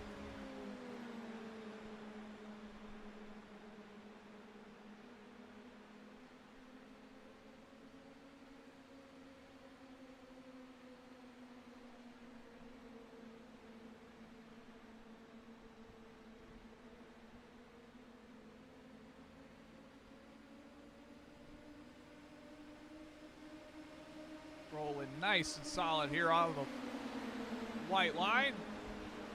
15 to go. The final third of the race is upon us. Closing out the season in style from Miami. The greater Miami area. Where is this track located? Is it in Homestead? Yes, it is. It's in Homestead. So we'll give it its due and give Homestead their shout out. It's in Homestead, Florida. So we've got 7 cars in the conga line.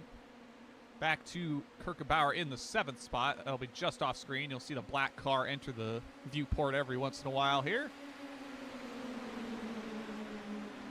We're staying nice and comfy on the bottom lane.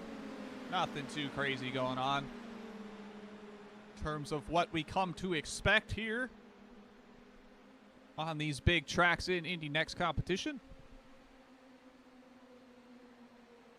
And let's not discount how difficult this is to do, even if there's not a ton of passing or typical racing antics going on. This is very difficult to do. You have to hit the line, stay nice and close, scrub as little speed as possible. Indy, of course, hailing from the world of dirt. It's a 305 sprint car ace in the sim and drives dirt oval karts in the real world. Very much something that you have to get very good at, is moving that steering wheel just enough to keep the car pointed the right direction, but no more, especially on the loose surface. So we see Wylazinski have a bit of a slip there. That'll give Kirkenbauer a run, but he'll let off and fade back ever so slightly. I imagine we're not going to see anybody making any crazy moves further into this run following the rather large crash that took out the bulk of the field here tonight. We're down to 12 cars on the lead lap of our 21 starters.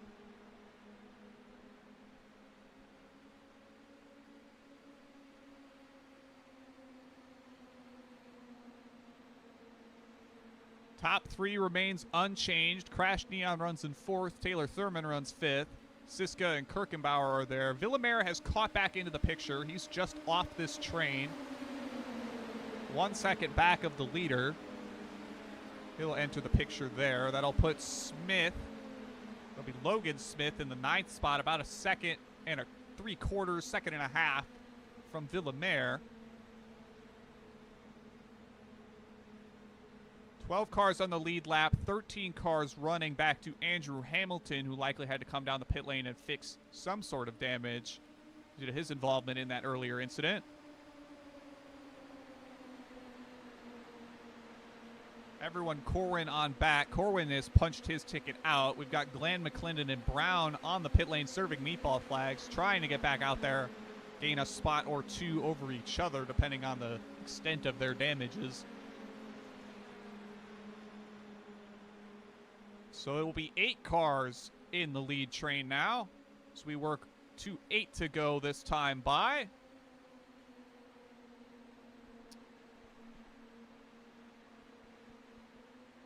We will get a bit closer in on the action here, as we've stayed on the blimp for a good long while here, trying to catch as much of this train as we can, but not too much has happened in a good while. So we'll get a bit closer to him here, heading off into turn number 3. Of course, this will be the second to last 1.5 mile track we see in Indy Next competition. Of course, our season opener for 2026 season 1 will be at Mobility Resort Motegi, the oval at that facility in Japan. It'll be our first international oval appearing in the series. We'll stay nice and tight here with Why Lazinski and company. See if this camera pans back around. It does not. I think there was a reason we stuck with the blimp shots. Get a bit further out there. There we go. Stay a bit closer, but not quite as close or quite as far away as we were previously. But we've got 6 laps left here for the Indy Next Oval Series from Homestead, Miami. Gonna quickly run through the rest of this week's coverage. We've got a lot of Hoosier 500 practice going on throughout the week on the channel. So following this race will be the second race of the IndyCar Oval Series doubleheader from the iRacing Superspeedway. Tomorrow night, the Formula Indy Series will be taking on Mexico City at 8:20 p.m. Eastern Time. Hoosier 500 practice will be at 8 o'clock that evening. Thursday night, Mark Murphy will have the second split of the IndyCar Pro Series qualifier final race from the Iowa Speedway. That'll be 8 p.m. Eastern Time, alongside additional Hoosier 500 practice starting at the same time. Friday, Mark will have the Race for Recovery 200. I believe it's NASCAR trucks from Daytona. Charity event will start at 8:30 p.m. Eastern Time. Do tune into that.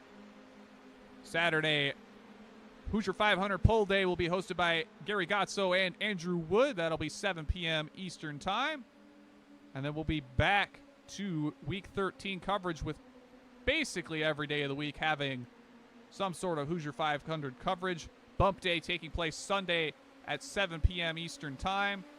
We've got 3 laps to go in this race, and we will focus on that as we'll see likely any passes being made coming to the final lap of the race.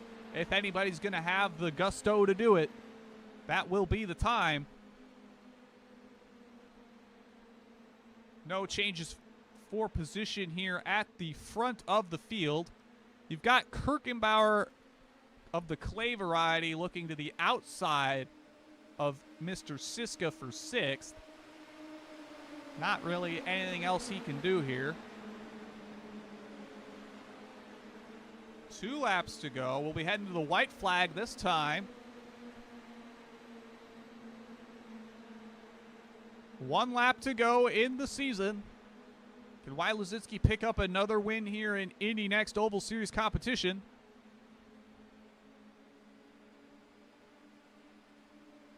Kirkenbauer is going to look high. Now is the time. Fletcher's going to look low. Kirkenbauer will stay up high. He's trapped up there.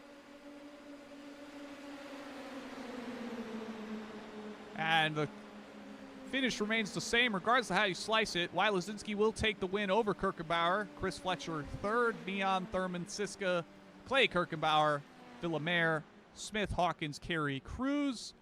Rounding out the lead lap finishers. And Andrew Hamilton will be 13th, 1 lap down. Last of the cars on the course. We can run through the rest of the finishing results as these drivers cool down their machines. So it will be Dylan Wyatt Lazinski with the win. Andy Kirkenbauer, Chris Fletcher, Crash Neon, Taylor Thurman, Jeremy Siska, Clay Kirkenbauer, Tyler Villamere, Logan Smith, Connor Hawkins will round out the top 10. Wyatt Lazinski doing donuts off in the background. Matt Carey will finish 11th. Jeremy Cruz in 12th. Andrew Hamilton 13th will be the last car moving on the course 1 lap down. John Corwin, Matt Gland, Brent McClendon, Ryan Brown, Shane Holstein, James Creed, Jason Goodman, all out in that second incident here tonight. Alex Krapser out in the first. I believe Goodman was also involved in the opening incident, not the later one. And Jari Brubaker 3 laps down from, I don't think he took the green. So that's Yari's night done there. We will get podium interviews. We're going to try to do these in a logical order with Kirkenbauer likely taking up a bit more time due to that championship performance for him. We will get Chris Fletcher's machine on screen if we can track him down. Can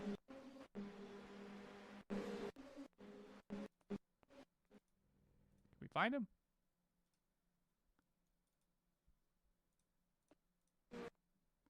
All right, we're going to have to bust out the immersion breaker. I got to find some cars here.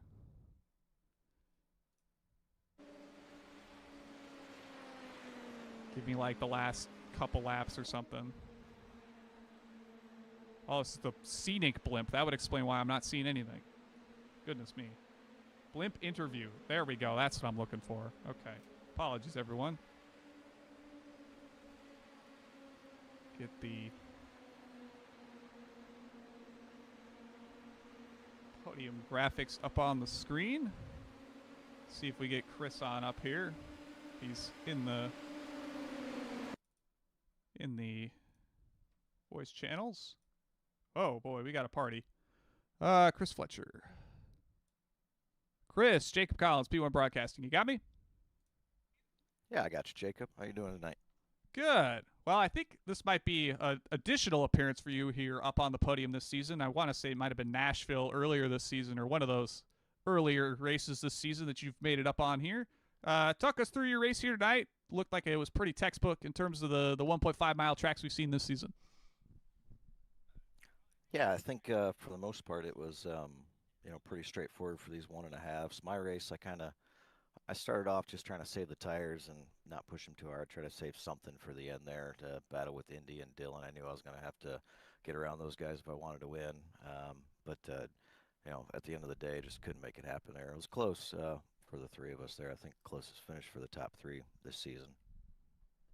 Yeah, I think it's the first time we've had the top three kind of all wrapped under a blanket next to each other as opposed to in a single file train. So that was nice to see. It did look like that this was a different race from the kind of the way people were positioning their cars. There isn't an apron to use, at least in the traditional sense, on either side of this track. Obviously, you've got a paved area down there, but very much still that kind of hold the white line and keep a steady wheel as you navigate through the corners. We saw a couple wrecks here just due to cars getting up out of shape or too close together, making passes on that outside lane. Kind of talk us through if tire management felt like a big factor here. This is kind of maybe a slightly different track compared to some of the other 1.5s we've seen this season, and obviously the banking being what it is here kind of throws a bit of a monkey wrench depending on how you look at it. Yeah, it was a little bit different than the other 1.5s. Like I said, I was trying to save some tire to see if it would make a difference at the end. I'm not sure that it did really against those two there, but you had to lift a little bit to keep it down on the bottom towards the end of the race. So definitely different than the rest of them this year. I'd like to see this, maybe another 20 laps longer and might be able to see some tires come into play. Yeah, I think if we were to somehow get good tire wear, these 1.5s might be a bit better. I think it really just comes down to how hot we can get the track. That tends to run true even in the bigger IndyCar here on iRacing. But another quality finish for you here tonight, Chris. Anybody want to shout out, feel free to do so. Yeah, of course. Thanks to you guys, of course, to put these broadcasts up. And congrats to Indy for the season championship. My teammates, Dustin Bulgren and John Corwin. Dustin wasn't able to make it tonight down in here. And then, of course, my fiancée, Kelly. And I think I've got one of my kids, Tesla, watching tonight. So shout out to them. Well, shout out to you, Chris, for making appearances throughout the season here on the P1 channel for Indy Next Oval Series competition. We hope to catch you next season, hopefully every week. Yeah, I think we're actually going to go over on the roadside next season, see what we can do over there. So we'll see you guys next season. Sounds good. Tackling on the right turns for Chris Fletcher. Glad to have you on up here. Thanks, sir. And that will be Mr. Fletcher. And we will get Dylan Wylazinski, the winner, here up tonight, as he's got not a whole lot else going on. Or, well, he's here with us. Get him on up here. Dylan, Jacob Collins, P1 Broadcasting. How's it going? Hey, how you doing, man? Well, I don't think we got to go into too much detail as to how this race was won. Obviously, putting your car on the pole and right up against the white line here in Florida seems like a fitting way to kind of end this inaugural season, given the tracks we've seen throughout the season. If you got any comments on kind of what maybe went a bit differently this week, feel free to hand them out. It's not much different than like what Kansas was last week, where you're just holding the bottom and then hoping, if you're behind the front leader, hoping that he makes a mistake or something.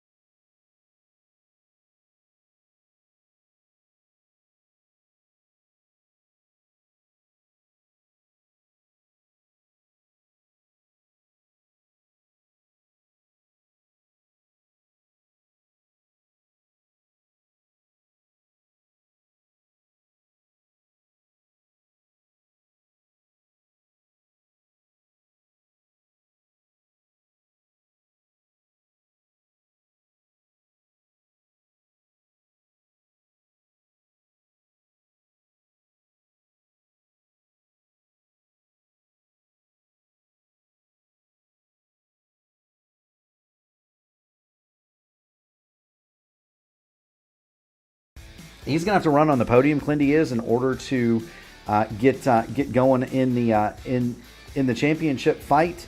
But the second race, typically, guys, is a lot more wild than the first. If you're a veteran of watching the NASCAR Twin 125s or Twin 150s or Gatorade Duels or whatever they call them now, Gary, it's always the second race that is insane, isn't it?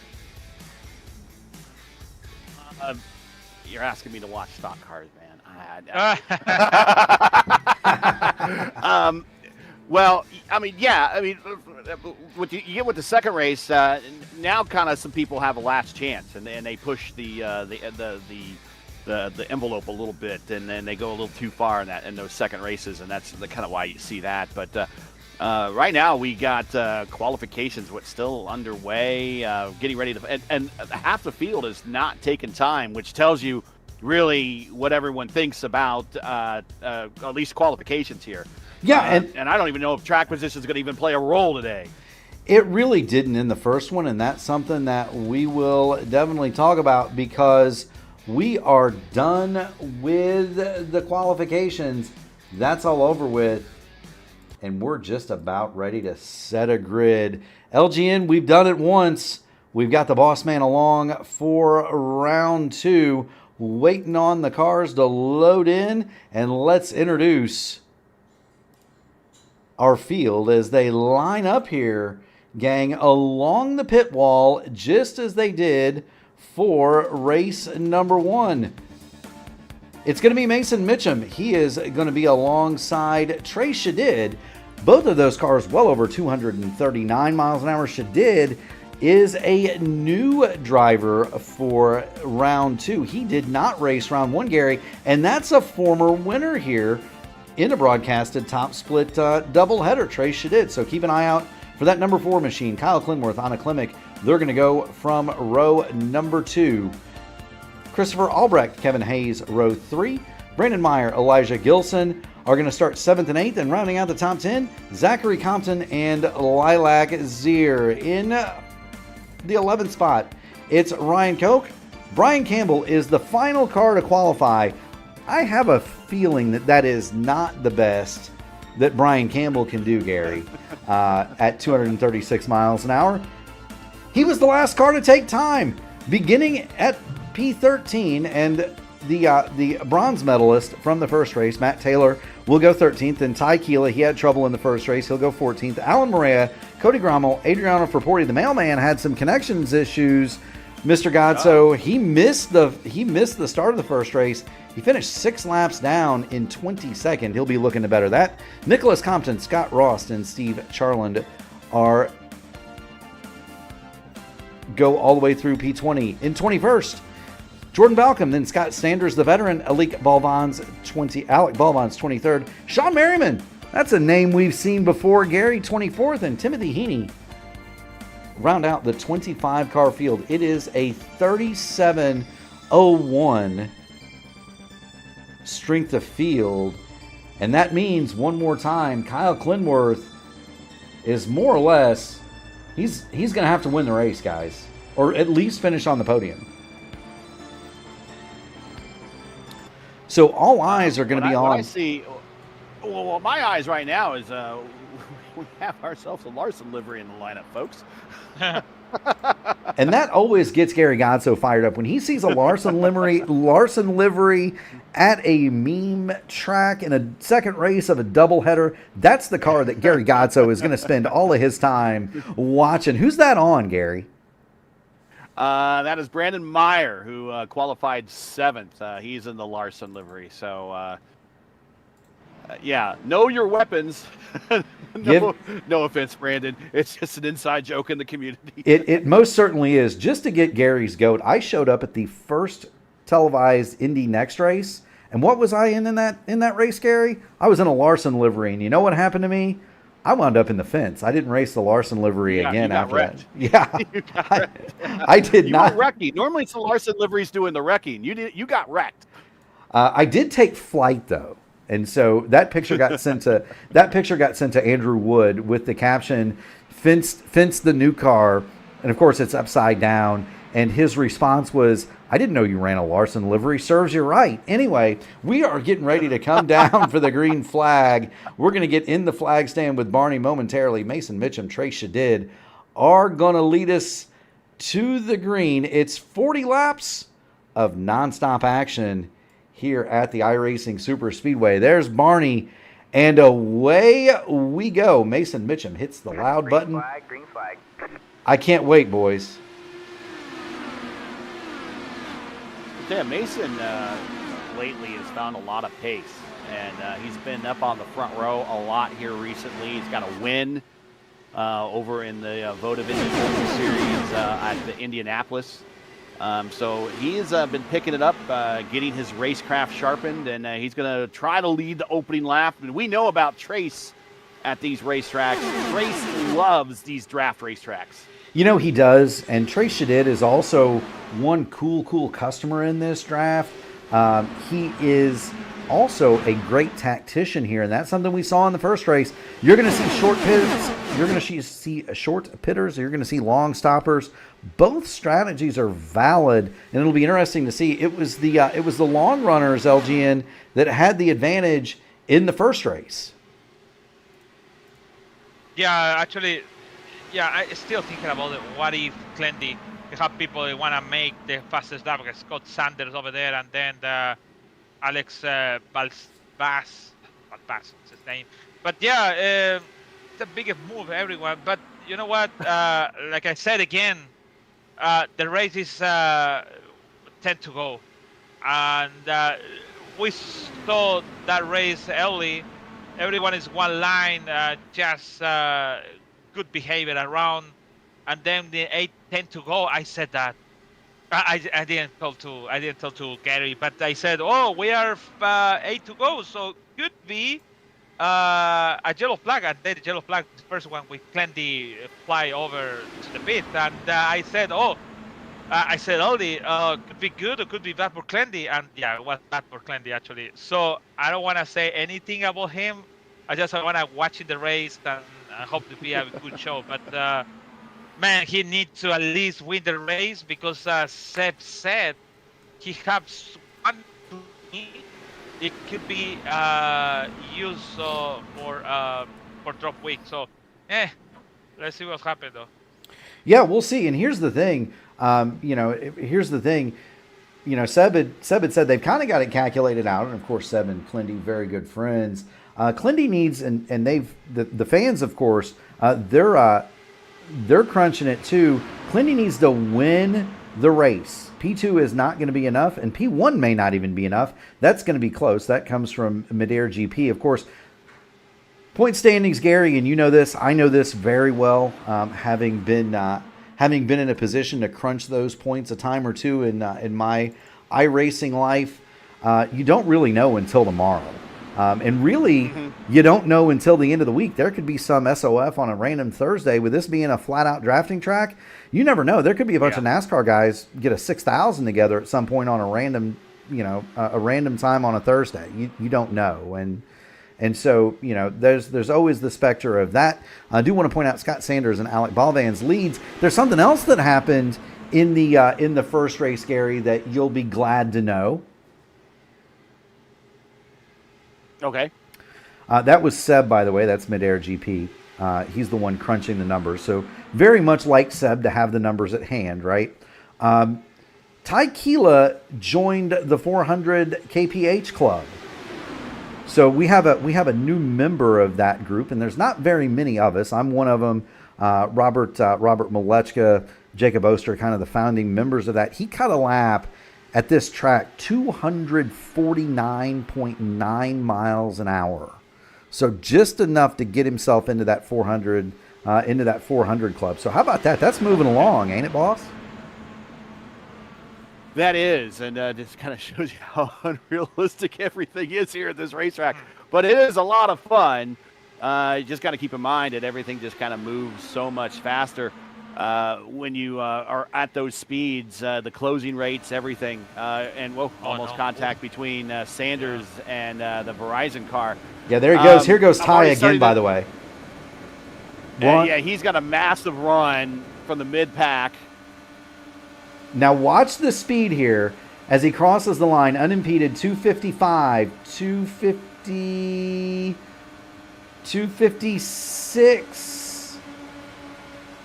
Okay, so my overlay actually has the corrected miles per hour going on here. That's one of the fixes we've been working on the overlay, and I got a 253 out of him on that lap. The speed wasn't quite enough. He's 253 flats. Yeah, 253 flats, the terminal velocity. He needs a little bit more if he wants to reach the 250 mile an hour club, and there's only a few of us that have done that. You almost need a perfect toe all the way around. So we'll kind of keep an eye on Ty Keela as he attempts to. Actually, I'm showing him with the new and improved overlay that I got because there has been a mile per hour bug in ATVO, and we actually worked the bug out. It's something that we've just discovered here within the last day or so. Mainly, we got it for our PRI Hoosier 500 coverage, and I'll get that update out to you here soon. Yeah, I'm showing 253 flat as that lap for Ty. For Ty. So that is an official 250 lap, at least by my math. Another way we'll do it real quick is what's he got? A 42.672.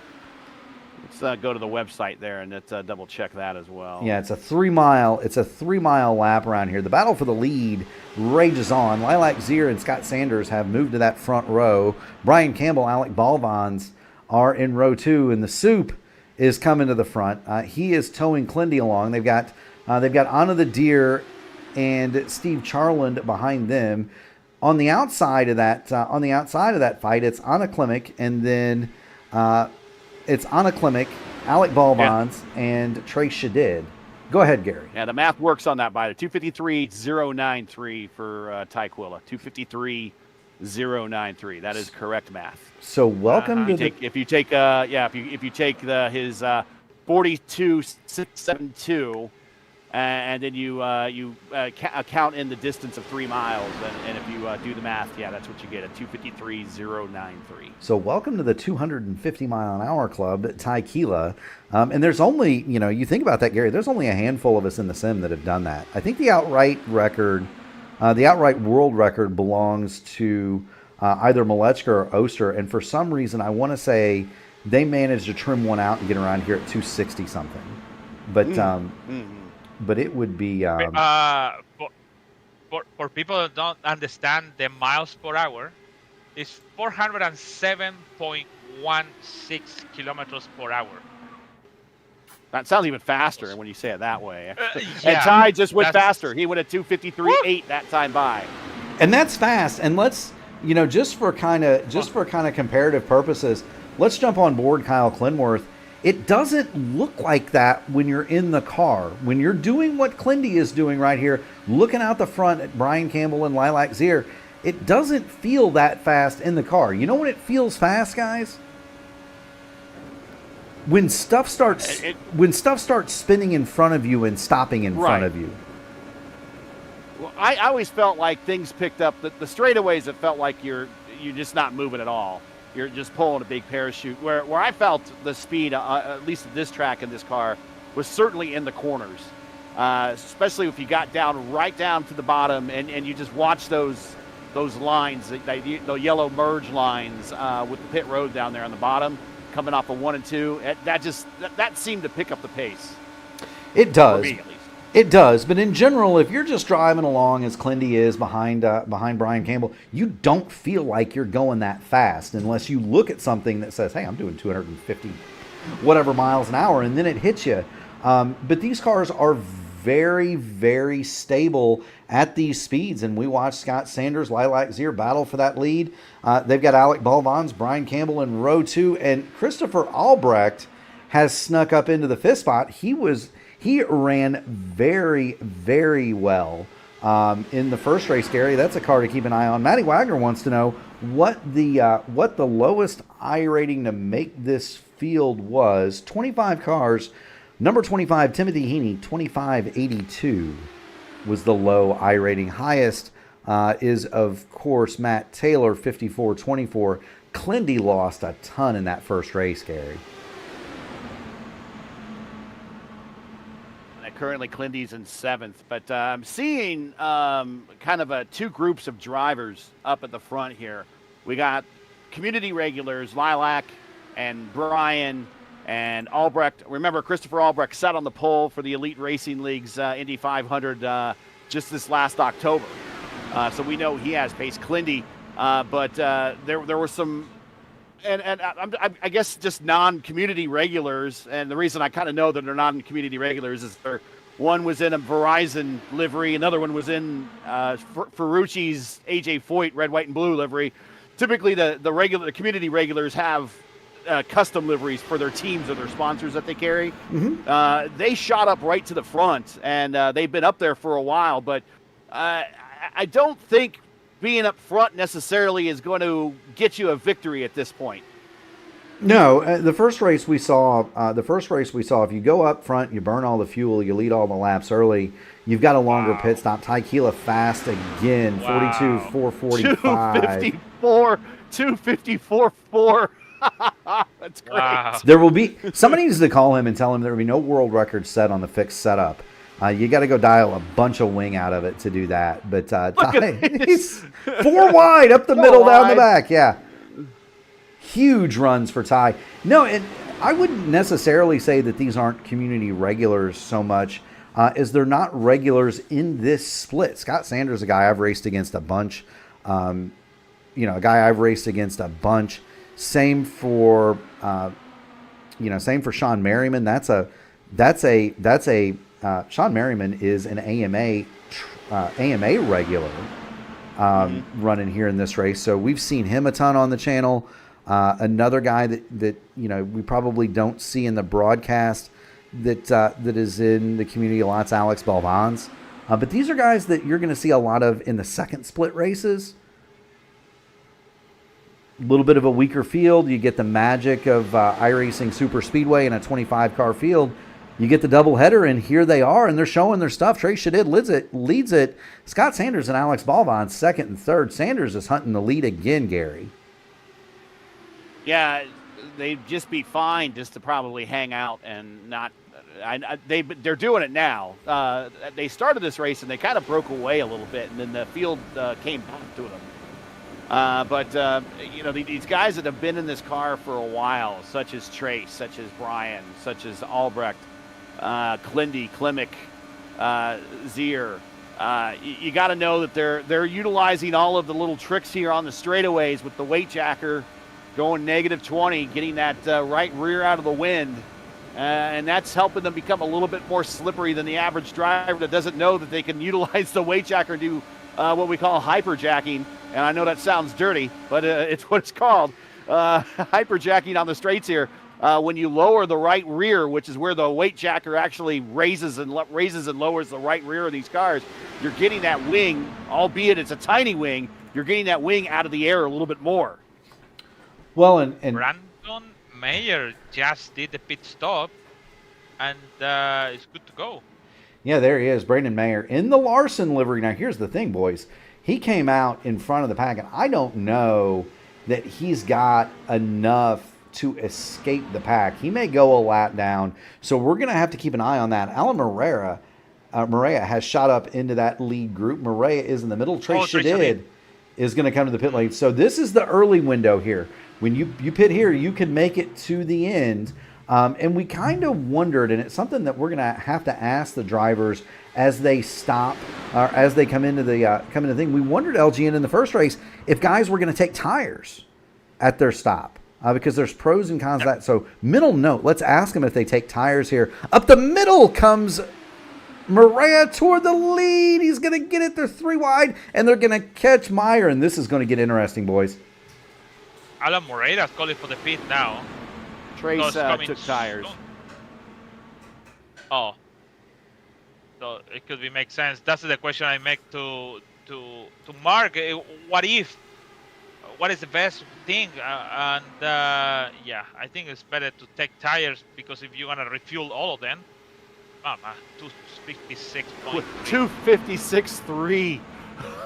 Was that Taylor or Ty? Because they're Ty 256.3. Because Taylor said it and then Ty said it one more time. They've got to be coordinating and working together back there to accomplish this. I'm sure they are, because to do that, you've almost got to have a draft all the way around. 3 wide at the front. The Larson car, that is Brandon Meyer, and he's on the top. He's going to go a lap down here. Clindy leads it from Campbell and Albrecht. Then Anna Klimek and Scott Sanders round out your top 5. Sanders heads for the pit lane. He's going to make his stop. We were kind of talking to Sanders. Yeah, we were kind of talking. Compton and Sanders both coming to pit road here, and Morera took tires on his stop.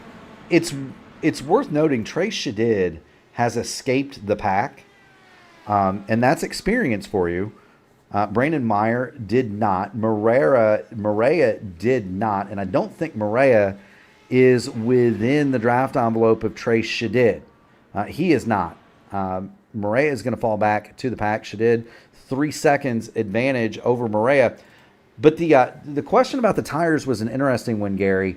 And the reason that we kind of brought that up is there are advantages and disadvantages to changing and not changing tires. If you change them, you're going to have a little bit of an easier time getting off pit road, and you're going to have a much easier time on the apron. However, if you don't take tires, they're already aired up and they've built pressure. They're going to continue to build pressure. And Mr. Godso, the more pressure you get in the tires, the more they kind of crown, and that means less rolling resistance across the pavement. You have less of a contact spot there, yeah. Yeah, so there are advantages and disadvantages. There is no risk of tire wear here. It is worth noting that.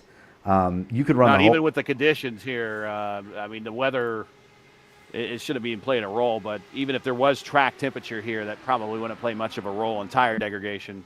No, even if it was 140 degrees, you could run the entire 40 laps here and not lose. And the tires would come off either all hundreds or 99s. It was close. Ty Quilla almost have a contact with one of the cars when they make it the turn 3 and 2 and 1 and 2 actually. Do want to thank everybody for joining in. We are 23 laps, coming to get 24 here in the second race of the iRacing Superspeedway doubleheader. The audience here, Gary, has been treated to 2 races already. We simulcast the Indy next race at the intermission, and so we had a big audience stay on and watch that one. Good, thank you. Yeah, that was a tremendous race. Brandon Wazinski won the race. Tequila! He had a whole head of steam, and he's like, out of the way, out of the way. That was nearly rogue on rogue. That was nearly rogue on rogue violence there from Clindy. That was fratricide. Yeah. Oh my goodness gracious. And now they're going to get 4 wide. The 3 road cars you see, Morera is a lap down in the middle. Not only that, Gary, there's a Red Bull livery up there in the mix as Campbell peels off into pit lane with Elijah Gilson. Now, Gilson had a great run in the first race, and then he had a pit road violation on exit, and so his friends and family have been teasing him about that in the chat. But we are well into pit stops here. But if you haven't already done it, make sure you smash the like button on the video, ring the bell, subscribe to P1. Ty's making me nervous. He's going to have to be careful in netcode here. I think he's slotted into that bottom lane. He's going to park himself there for a while and maybe ride this out for a few laps. He was second fastest for the practice session at Indianapolis before we went off the air there. Now here comes that second group led by the Taylor Mills squad. Ty coming to pit road as well. Ooh. Most certainly so. Clindy still leads it. He's got Steve Charland up there. Alec Balvance is second. That's the Verizon car, making it 4 wide at the top right of your screen. He is, he went from second to 6th. Steve Charland is the green car there. That is not a name that we're used to seeing, Gary. He's given a pretty good ride up to second spot. Yeah, and he just stopped, didn't he? No, Charland, he's 20 laps in there. I'm thinking of another green car that you're thinking of Ty, yeah. Similarly painted. No, there's another green car. Clindy on the pit road. Clindy coming to pit road. and somebody, how about- Kevin come on, Hayes Kevin. just sends it on him. Yeah, Kevin First Hayes.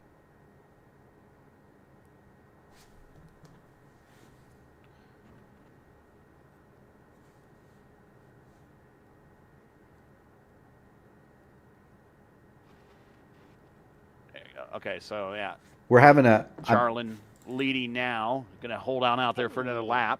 We are indeed. I do appreciate everybody's patience. I am having a big time connection issue. Matter of fact, the text just went out to the spouse. If you're streaming, knock it off, because we're racing here on P1. There we go. Now we're coming back.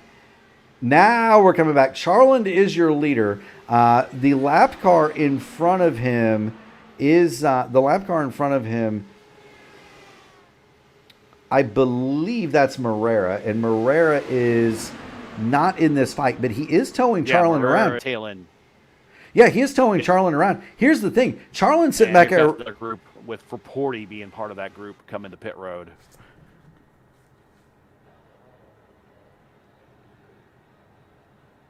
Yes, he is. Charland needs to come to pit road at some point. He's 29 laps into his stint. Taylor right behind him, also 29 laps into the stint. Balcom, Henny, and Forporti. Although Forporti's on pit road right now. Yeah, that top five have not stopped. Matt Taylor has dropped to the back of this pack, and he is looking at his stop upcoming. And this was kind of, Gary, what we saw in that first race, right? We had short pit guys who tried to stop and swap, and then we had guys that went long. Yeah, there comes Matt. Now watch this pit entry. He's all the way down. He's going to get to 65 miles an hour. He's well under it. And here he comes. And these would be the guys that would take gas only, Gary, should they choose to do so. Charland is the last one to stop. He's going to go for another. Mr. Richmond, Matt Taylor. And he's up on the jack, so he's going for the tires. And really, I don't think you save an awful lot of time by not changing tires here. It only takes about 5 seconds to change the tires on these cars. And if you need 5 seconds of fuel in your car anyways to get to the end, you might as well throw on new tires. Here comes Steve Charland. He is going to make the pit stop. And Gary, that's another one of your favorites. That I believe has a Red Bull decal on it. So there you go. That's one of the Oracle liveries. Yes. Also, know thy weapons. We could get you an IndyCar livery if you need one, Steve. We can. We have some over at P1 in P1's Discord. You can call my friends at Black Magic Studios. They'll fix you up, my guy. If you want one, back to the lead. It's going to filter back to Brian Campbell, Kyle Clinworth, Elijah Gilson, Tyquila, Anna Klimek. Yeah. And what tells me now is once they pass Charland, which they will do here momentarily as he's coming up to speed, and they'll freight train him here. He's going to have a head full of speed, but I don't know that Charland getting that draft. I don't know that Charland's going to maintain the draft, and certainly no. But what tells me though that whole group and Hayes, with the exception, Hayes is now a lap down. That's he's at 24th. That's that white and black with the pink and orange with the orange rear view mirrors, side mirrors. He's one lap down, but this whole row this whole group of drivers from Albrecht on up, these are all well-experienced drivers, and this is where experience pays off in these cars. They put a big gap on that next round of cars, and that next round of cars is not as much experience back there. No, they're not. That's a great point, Gary. The top 7 have separated, and that's what really 2.3 seconds looks like. The other part of that, Gary, is that 2.3 is outside of the draft envelope. Those drivers back there beginning. No, they're not catching them, and they need to really work together. Start stacking slingshots, 2 and 3 guys to try to catch. Yeah. And I don't see them doing that to work together. You've got Scott Ross back there. That's the Nigel Mansell car. Ryan Cope, Steve Charlin, they're not working together to catch that front group. Trey Shadid is in there.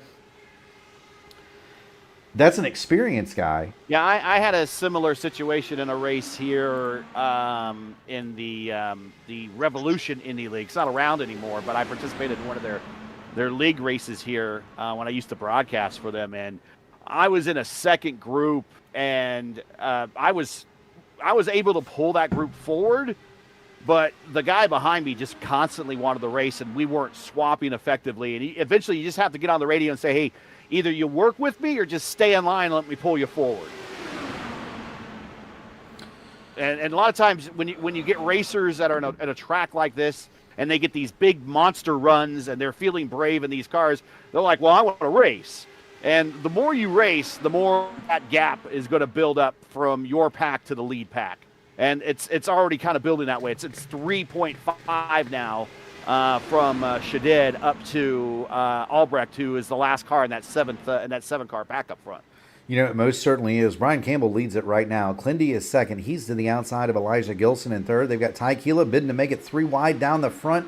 We are 6 laps to go, Gary, and really, Gary and Luis, and really the winner is going to come from these top 7. I don't think that group that's now being towed along by Adriano Fraporti and Trey Shadid is going to have enough steam to catch. They're about 1/10 of a second quicker, but it's going to be too little too late. We're going to see the winner from this top 7, barring anything wild toward the end. And, brother, it's the iRacing Superspeedway. It's going to get wild. I told everybody earlier. The racing here will knock your socks off. So get the sock tethers on because this is about to get fun as we get 5 laps to go here. The good thing is the top 7 in the group for this victory, they are they're regular people. So at least it's not gonna be like a big deal. You remember what's happened in the last race, 5 to go. They are 3 wide with 4 lines on behind. So now we just have 2 lines, just waiting for the last lap when everything is defined over there. We do, and the other thing is 3 of those cars, Campbell, Clinworth, and Keela, those are teammates, and so they're on the radio with each other. They're able to coordinate. The rest of those cars in that line, Taylor, Clement, Gilson, and Albrecht, are kind of lone rangers. They're not in communication, but the front 3 are. And so that's going to help those 3 along as well. Right now, it's Campbell on the bottom, Clindy in lane 2. Ty Keela bounces between the outside of Clindy and Clindy's draft. And you've got Anna the Deer. And what's she going to do? She's going to make it 3 wide. She's going to go on the top side of Campbell, and she'll draw even with Clindy going for turn 3. And look at all these drivers up here. Klimek, winner in the Votive Series. Klindworth, champion of the Votive Series. Ty Quilla, a winner in the Votive Series. We got Matt Taylor, winner in the Indy Oval Series. We got Brian Campbell, winner in the Votive Series. We got a pole sitter at the Indy 500 in Albrecht. We got Anna Klimek in there as well. I think I mentioned Klimek twice, actually. No, that's okay. A lot of experience. And Gilson, no. Gilson's probably the least experienced here, but Gilson has put a ton of races in this season, in this series, and is working on his racecraft, and it's paying off. He might not have the league starts or maybe the series stats that maybe someone like a Taylor or Clindy has, but he's working on that racecraft, and he's right there in this group. Oh, White flag, I think, this time by. Isn't that coming up here? We're going to have 2 to go this time. 2 to go. 2 to go this time, and there's Gilson. He is behind Matt Taylor. I was just about to say, one of the fun stats that I always love to needle Clindy with is that Campbell and I have won something that he hasn't, which is becoming more and more rare, and that's the Indy Derby, which is coming up not too far away. Yeah, the Votive Indy Derby. As that we're coming to a white flag this time by. Votive Indy Derby will be January 11th, right here on P1, 8 p.m. Eastern Time. Will be me and Luis Gonzalez Nunez bringing you the action for their Crown Jewel level events. It most certainly is. We're going to jump in the flag stand with Barney. Here they come. One more lap to go. It looks like a pace lap down there for the front six, Gary. And it's going to stay like that all the way around. And the only person that might have a shot here is I thought Klimek might stay in that draft to get a big run and try to slingshot on the outside. The Deer's loading it up. She's loading it up. She's going to come high here. Tykeela did not move to block. It is worth noting that Elijah Gilson is going to be extremely loyal. She clears him. She does. It goes right to the bottom. Klimek goes. Matt Taylor. Yeah, Matt Taylor's loaded up that same run. Now, Klimek might have gone too soon. Taylor's going to the outside. We're going to come toward the... Apron. Oh, no, Tykeela. Tykeela, huge crash. Anna Klimek is going to win the race. Mass carnage behind the leaders, and we'll get back to the replay booth. Clindy is going to come up 34 thousandths of a second short at the line of the needed win, Gary. Anna the Deer, the winner. Brian Campbell comes home third. Yeah, big top split win there for Anna. Has been working on that. Got a win in votive and now a win here in the top split. So going to make her very happy. Clindy, I'm not sure how he's going to feel about a P2 and maybe losing out on the championship, but we'll see. Like I said, there's a lot of math still to decide this thing between now and tomorrow. And Brian Campbell came home third. Most certainly did. I think the championship, to be honest, is better. I never have this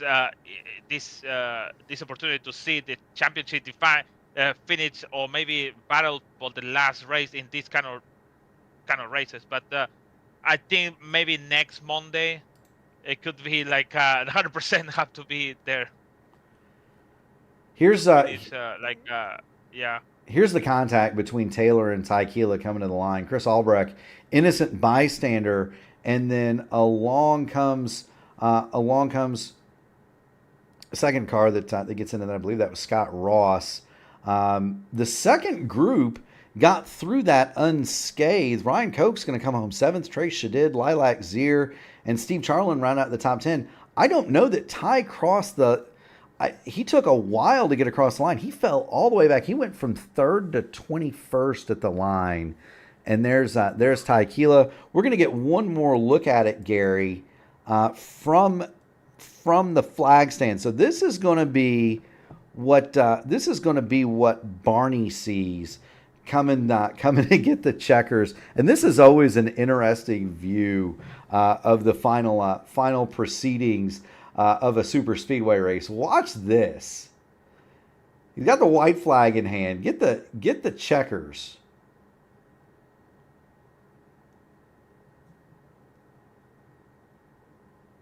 There's the crashing in the background. Matt Taylor is going to cross the finish line. Somebody crossed the finish line upside down.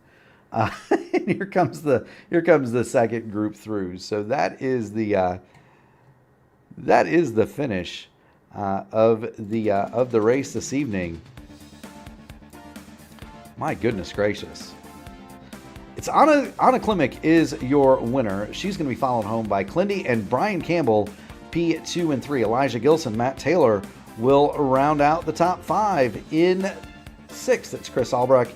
Ryan Koch 7th. Trace Shadid, the old pro, he's going to bring it home. 8th, Lilac Zier and Steve Charland round out your top 10. In 11th,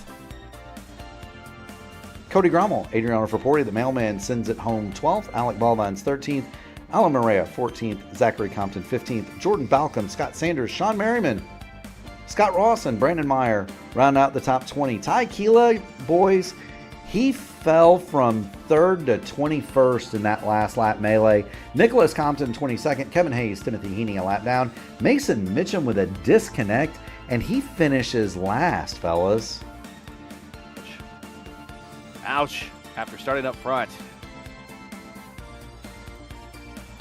That is a huge hit for poor Mason Mitchum.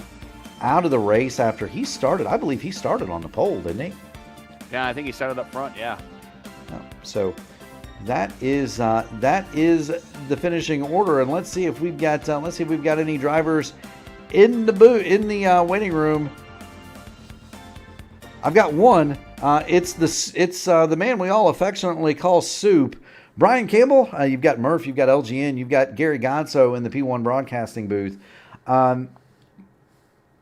Wild ride at the end. My question to you is, was there any thought for you guys to not take tires?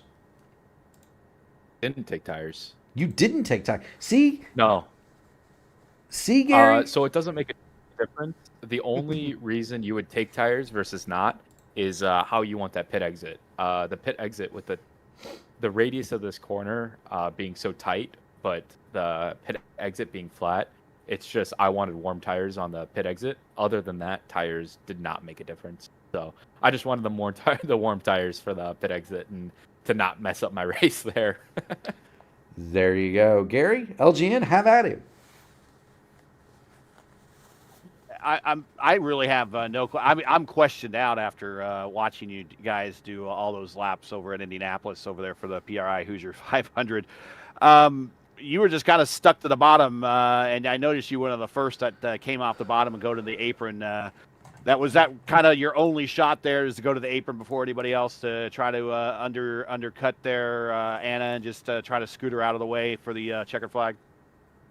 Yeah, I mean, really, that move wasn't even to win. Once Anna cleared me going into, 3, Taylor had closed his gap. It was kind of my race done, but I was exactly where I wanted to be. If a yellow comes out anytime in those 3 laps before I win that race, and, I ended up on the podium and at iRacing Superspeedway, this type of a track, that's not a given. But going to the bottom was mostly to defend Elijah. I made sure he didn't have really a decision. I could kind of see he was antsy and trying to get to the bottom the whole time, so I just went down there to block that move. My race was already done at that point. Anna just, the doors opened wide open. Matt was trying to give us space to make a gap to get a room, and he ended up giving the room to Anna, and she took it just right into 3 and passed us on the high side, which was actually pretty cool to see. But I had no option at that point. I was just trying to settle and play defense for 3rd, which is what I ended up doing. A fine race, Mark. Yeah, I was going to say a fine race nonetheless. LGN, do you have anything for Brian Campbell?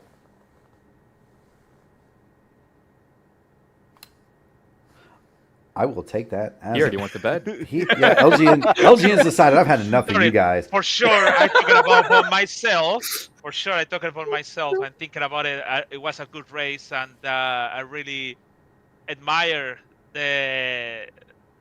how the racing and that environment, because when I used to racing, it's like Indianapolis is oh my god, I saw it too much and my heart rate is going high, and no, not anymore. But congratulations. I don't have any question, to be honest. In these kind of races, again, you don't have to ask in a strategy stuff. It's just try to survive and don't have a net code for next to the guy next to you. So congratulations there.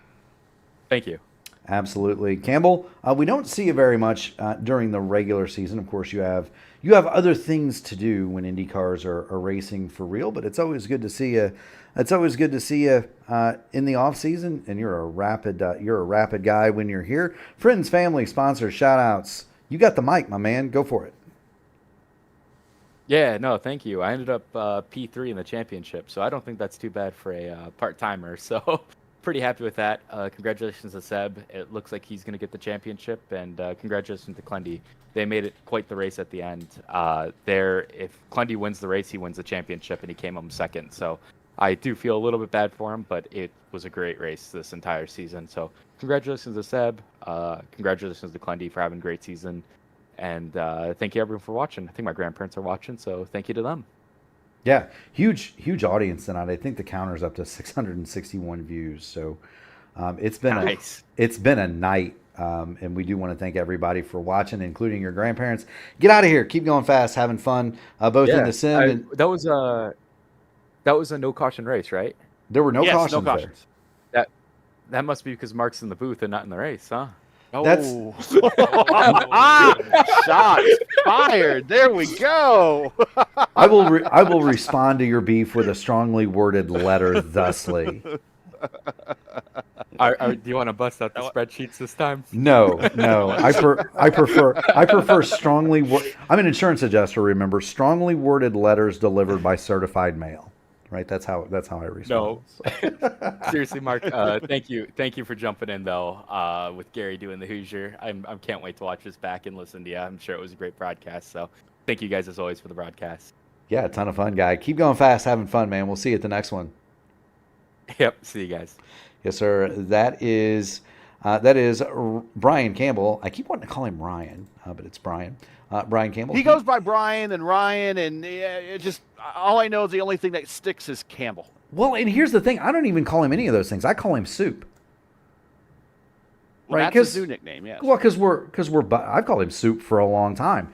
But, we're buddies, and we race together and whatever. And, I mean, I call everybody by a nickname anyway, Gary. You know that. I call you G more than I call you Gary. And I'm no gangster, so. I don't know. I think I might have got a backward hat on you in Chicago. For second place, we've got what might be one of the most disappointed guys in iRacing tonight. It's Kyle Clindworth. Clindy, you got Murph, you've got Gary, you've got LGN in the booth. You were 36 thousandths of a second short of Anna the Deer. Kind of an accident that wasn't your fault, put paid to your chances. In the first one, you came into this race needing a win. You come up just short. A great season. Talk about your runs tonight and what you think you might have been able to do to get that extra 36 thousandths. I would have to be a totally different and dirty driver, and that's not who I am. I'm not going to side check my friends and compatriots or teammates even, right, down the back straightaway to pull a yellow when I'm in the lead or to take someone out who has a run on me. I mean, I will defend my lane and I will seal off potential aggressive moves, but I'm not going to intentionally juke and junk someone to try to win a championship when Seb worked just as hard as I did and got equally, if not more, unlucky than me throughout the season, right? The first IRSS where I went for a ride down pit lane and landed in my box is kind of like when he got run over running purple laps at Vegas. And when I got a black flag for speeding when I never went over the speed limit at Rockingham was kind of like when he got dropped from Phoenix, right? So those two things kind of cancel out, and we were one spot different, right? He beat me by one spot this season, and you can't ask for a closer championship than that. And I couldn't have asked for a cleaner, more competitive, more respectful balance or battle with him. And it just shows how great of a race car driver he is. And I've already got one of these championships, so I didn't. Not that I hung my hat on needing a second one, but I tried really hard and did. I don't know, raced probably too hard for the first one, and I don't need to race that hard ever again, right? I can just take what comes and be satisfied with the results, and I think that's probably how I should have had it all along. So I'm disappointed probably just a little bit that I didn't get to race heads up in the SOF, but, that happened to Seb, like I said, just as often as it did to me, and the chips shook out how they did, and my stack was just one chip shorter, and that's how it goes. Hey, Clindy, I guess that's just my follow-up. I wasn't here for the first race, but it's been a while since you've finished off the podium, whether it be Indy Fixed or now Indy Oval. And even if it's second, I know there's a lot of guys that would love to swap positions with you further on down in the order. So I still think it's an accomplishment. I don't think you have anything to feel down or ashamed about. I mean, and you're also, how many championship belts are you carrying from other leagues? I mean, you still had a pretty good year. 6. Yeah, I had an amazing year. There's nothing for me to frown about. I'm all grins right now. It's just the only thing that's lamentable is that Seb and I weren't able to finish first and second every week, right, and figure it out. Based off pace, circumstances sometimes get in the way, but that's racing. So, those are the hands we're dealt, and we play them the best we can. And like I said, one point or one position on the racetrack, 10 points in the championship standings. It's nothing the universe hasn't shook out for us, right? It's that we tried our best, we raced our hardest, and sometimes other competitors, other tracks, other internet connections get in the way. And I've unfairly taken people out of positions to win championships, I'm sure, and I hope to never do that again. And people just learn from their mistakes and move on. That's all there is. That's all there is. So good, Murph. I was gonna see if LGN had anything for Mr. Clindworth. The Clindy, as it were. No, to be honest, like Gary said, it's a lot of about if you're talking about 2025. It's the championship you have around the Pixar series and all this victory stuff, and just for be strong for the next one. And what if you can once again be a champion? But this, to be honest, about the races, I don't have nothing. It's just really unfortunate about what's happened on the first race and how close it was the championship. So, yeah, to be honest, congratulations for this amazing 2025 season in all of this, especially in all these leagues you participate, and keep it strong for the next one, though. Yeah, thanks, LGN. I'm very accomplished and very satisfied with my 2025 season. There's just a couple more boxes to check, so we'll make the Hoosier 500, me and the Alliance, and we're going to go out there and give them the best shot we can and see if we can't win that thing. I mean, I won the VOR 500. I won a handful of races back in May for the officials, and Seb and Jesper put up a really good fight in the top split official 500 in May, and although I couldn't join them there, I hope to join them on December 14th when we do the PRI Hoosier 500, and I look to defend back-to-back my ISRA open wheel belts and my back-to-back votive belts, right? And my VOR belt and my Horizon belt, because I'll be returning to Horizon in Season 3, so watch out, Alex Miller. I'm coming to reclaim those are what I... Those are always the toughest, by the way, man. It's when you leave for the season and then come back. Those are tougher, I think, than trying to defend it just outright.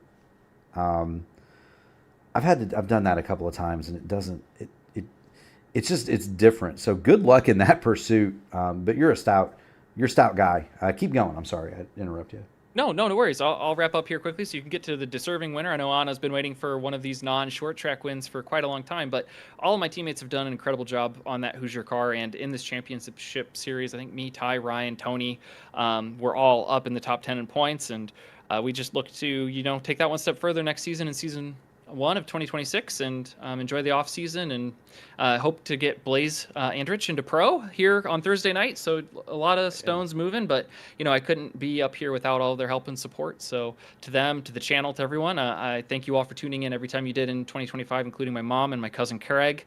And then quick shout out and thanks to all my sponsors, including the Votive Racing League. We'll be back with the Votive Indy Derby on January 11th. And qualifying for that, I think, will be the week before for the 20 or so open slots we will have.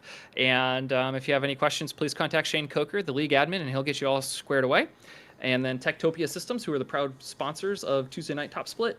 And Zuckerman Farms and Advanced.gg. If you go there, you can get energy supplements for 50% off. Today's your last chance for Black Friday. But if you miss it, you can check out with promo code CLENDYSENDY tomorrow for 15% off your order, and a little bit comes back to yours truly. So thanks so much, guys, and I'll catch you next season. Absolutely, Clendy. Thank you. Lewis, you know what Ric Flair says, right? Or Ric Flair said, to be the man, you got to beat the man, right? Woo! Well, I gotta say, Seb did an exceptional job to win the championship, and he had to beat an exceptional man, and Clindy was the man for the better part of the last half year of this series. And for Seb to win, that was to show on how much he is improving on his racecraft. And again, I take my hat off to Seb, because he had to earn that one, and to be the man, he had to beat the man, and he beat the man. Yeah, actually, it's no surprise when he beat the man when he beat in season 2 to Adriano Piñeiro, and it was very close on season 1 when the Roman Malaska won the championship by 200 and something points, and he get ahead of the Adriano Piñeiro in season 1. So, yeah, at least it's still in the orbit about the championship in there.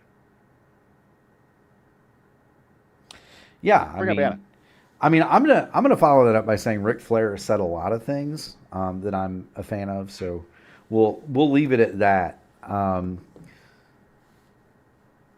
Although I'm not a fan of Rolexes, so maybe not. Anyway, Anna Klimek is the winner of tonight's race, and I gotta say, for as we bring Anna in, I've got to say, if you would have picked two drivers that I would have said were going to victory lane tonight, Seb Alexander, who is not a fan of these drafting tracks, and Anna Klimek, who is a noted short track driver, would have been the two that I would not have drawn out of the hat. Be that as it may, Anna, you're in the booth with Murph, Gary, and LGN. Congratulations on the win. I saw you load that move up. How long had you been planning that giant draft down the back in order to win that race? Yay, I finally won on something other than a short oval. Yeah, so I think a few laps prior I was like experimenting with like trying to pass around the outside with Cleandy and such. And I've always kind of known that entering high and then exiting low always just gets a mega run. It doesn't matter what, like mega, like 1.5 miler or any super speedway. It's just, I don't know, I've always found that to be the case. And I thought, when I started trying, I didn't even try that move until the final lap. And I thought, okay, I've just got to try and do the normal that. And once, I didn't think I was going to get clear of Cleandy though. Like I thought, oh, I'll just like kind of just get alongside, but I'll have to like concede and ride that third line. But once I saw that little bit of mirror in Cleandy's front wing in my mirror, I thought, oh, and I went straight down to the bottom. And I'm like, oh shit, I've actually done this move. I've just got to hold the bottom and just not die. And yeah, and apart from a few little bumps from Brian and Cleandy, I did not die and managed to cross the finish line. There you go. Gary, LGN?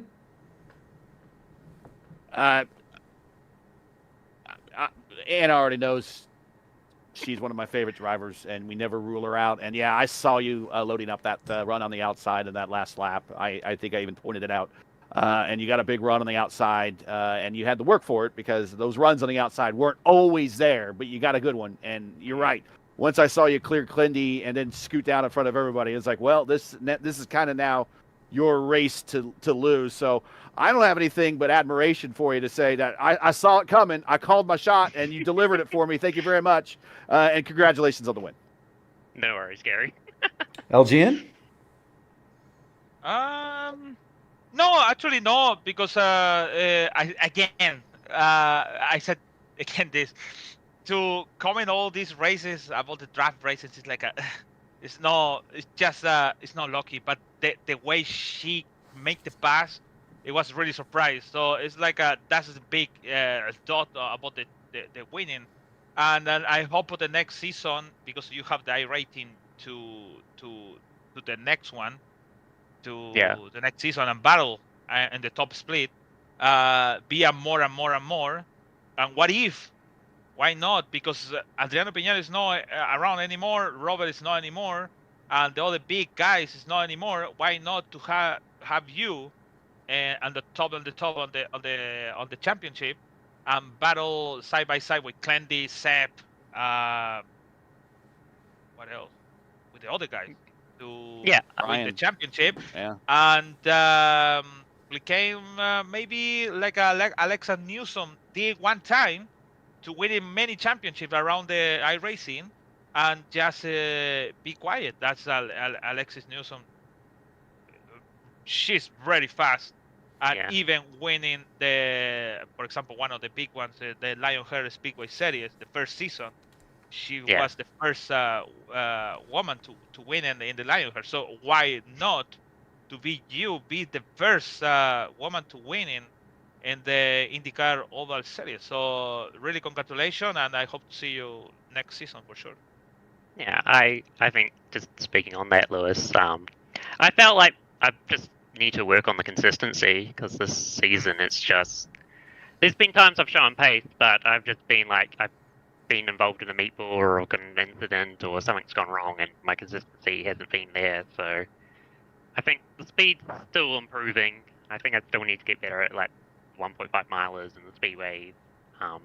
I believe I can get there though, so give it time. To be honest, in my side, I started for 5, I think so, was a 4 races good, And I said, you know what? I'm gonna fight for the championship. And then I lose it by Henry Bennett by I don't know how many points, anyways. But I finished second.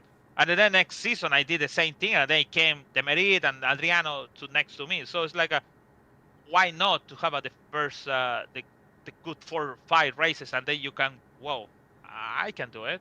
So just keep going. Why not? Yeah, exactly. Well, I tell you what, Anna, congratulations on your big win. Thank you so much for stopping in. It's getting to be more familiar to have you up here in the booth, and you know the drill. You win the race. Yes, I do. You get the microphone. Friends, family, sponsors, shout outs. Have at it. Yes. So first off, shout out Lilac and for being also my teammate in the race as well. It didn't work out for her today, but I just really love enjoying racing with Lilac and the great fun we have together. So she's just lovely to hang out with. And also everyone else at Taylor Mills Racing as well. Just a great bunch of people as well. What else? Yeah, all the friends within the IndyCar community and all the people as well. Just a great bunch of people to hang out with. VTuber friends as well. I don't think any of them are still up at this point, but you're also getting shout out as well. Mum, Dad, brother Jacob, boyfriend Trent, P1 Broadcasting for broadcasting this as well.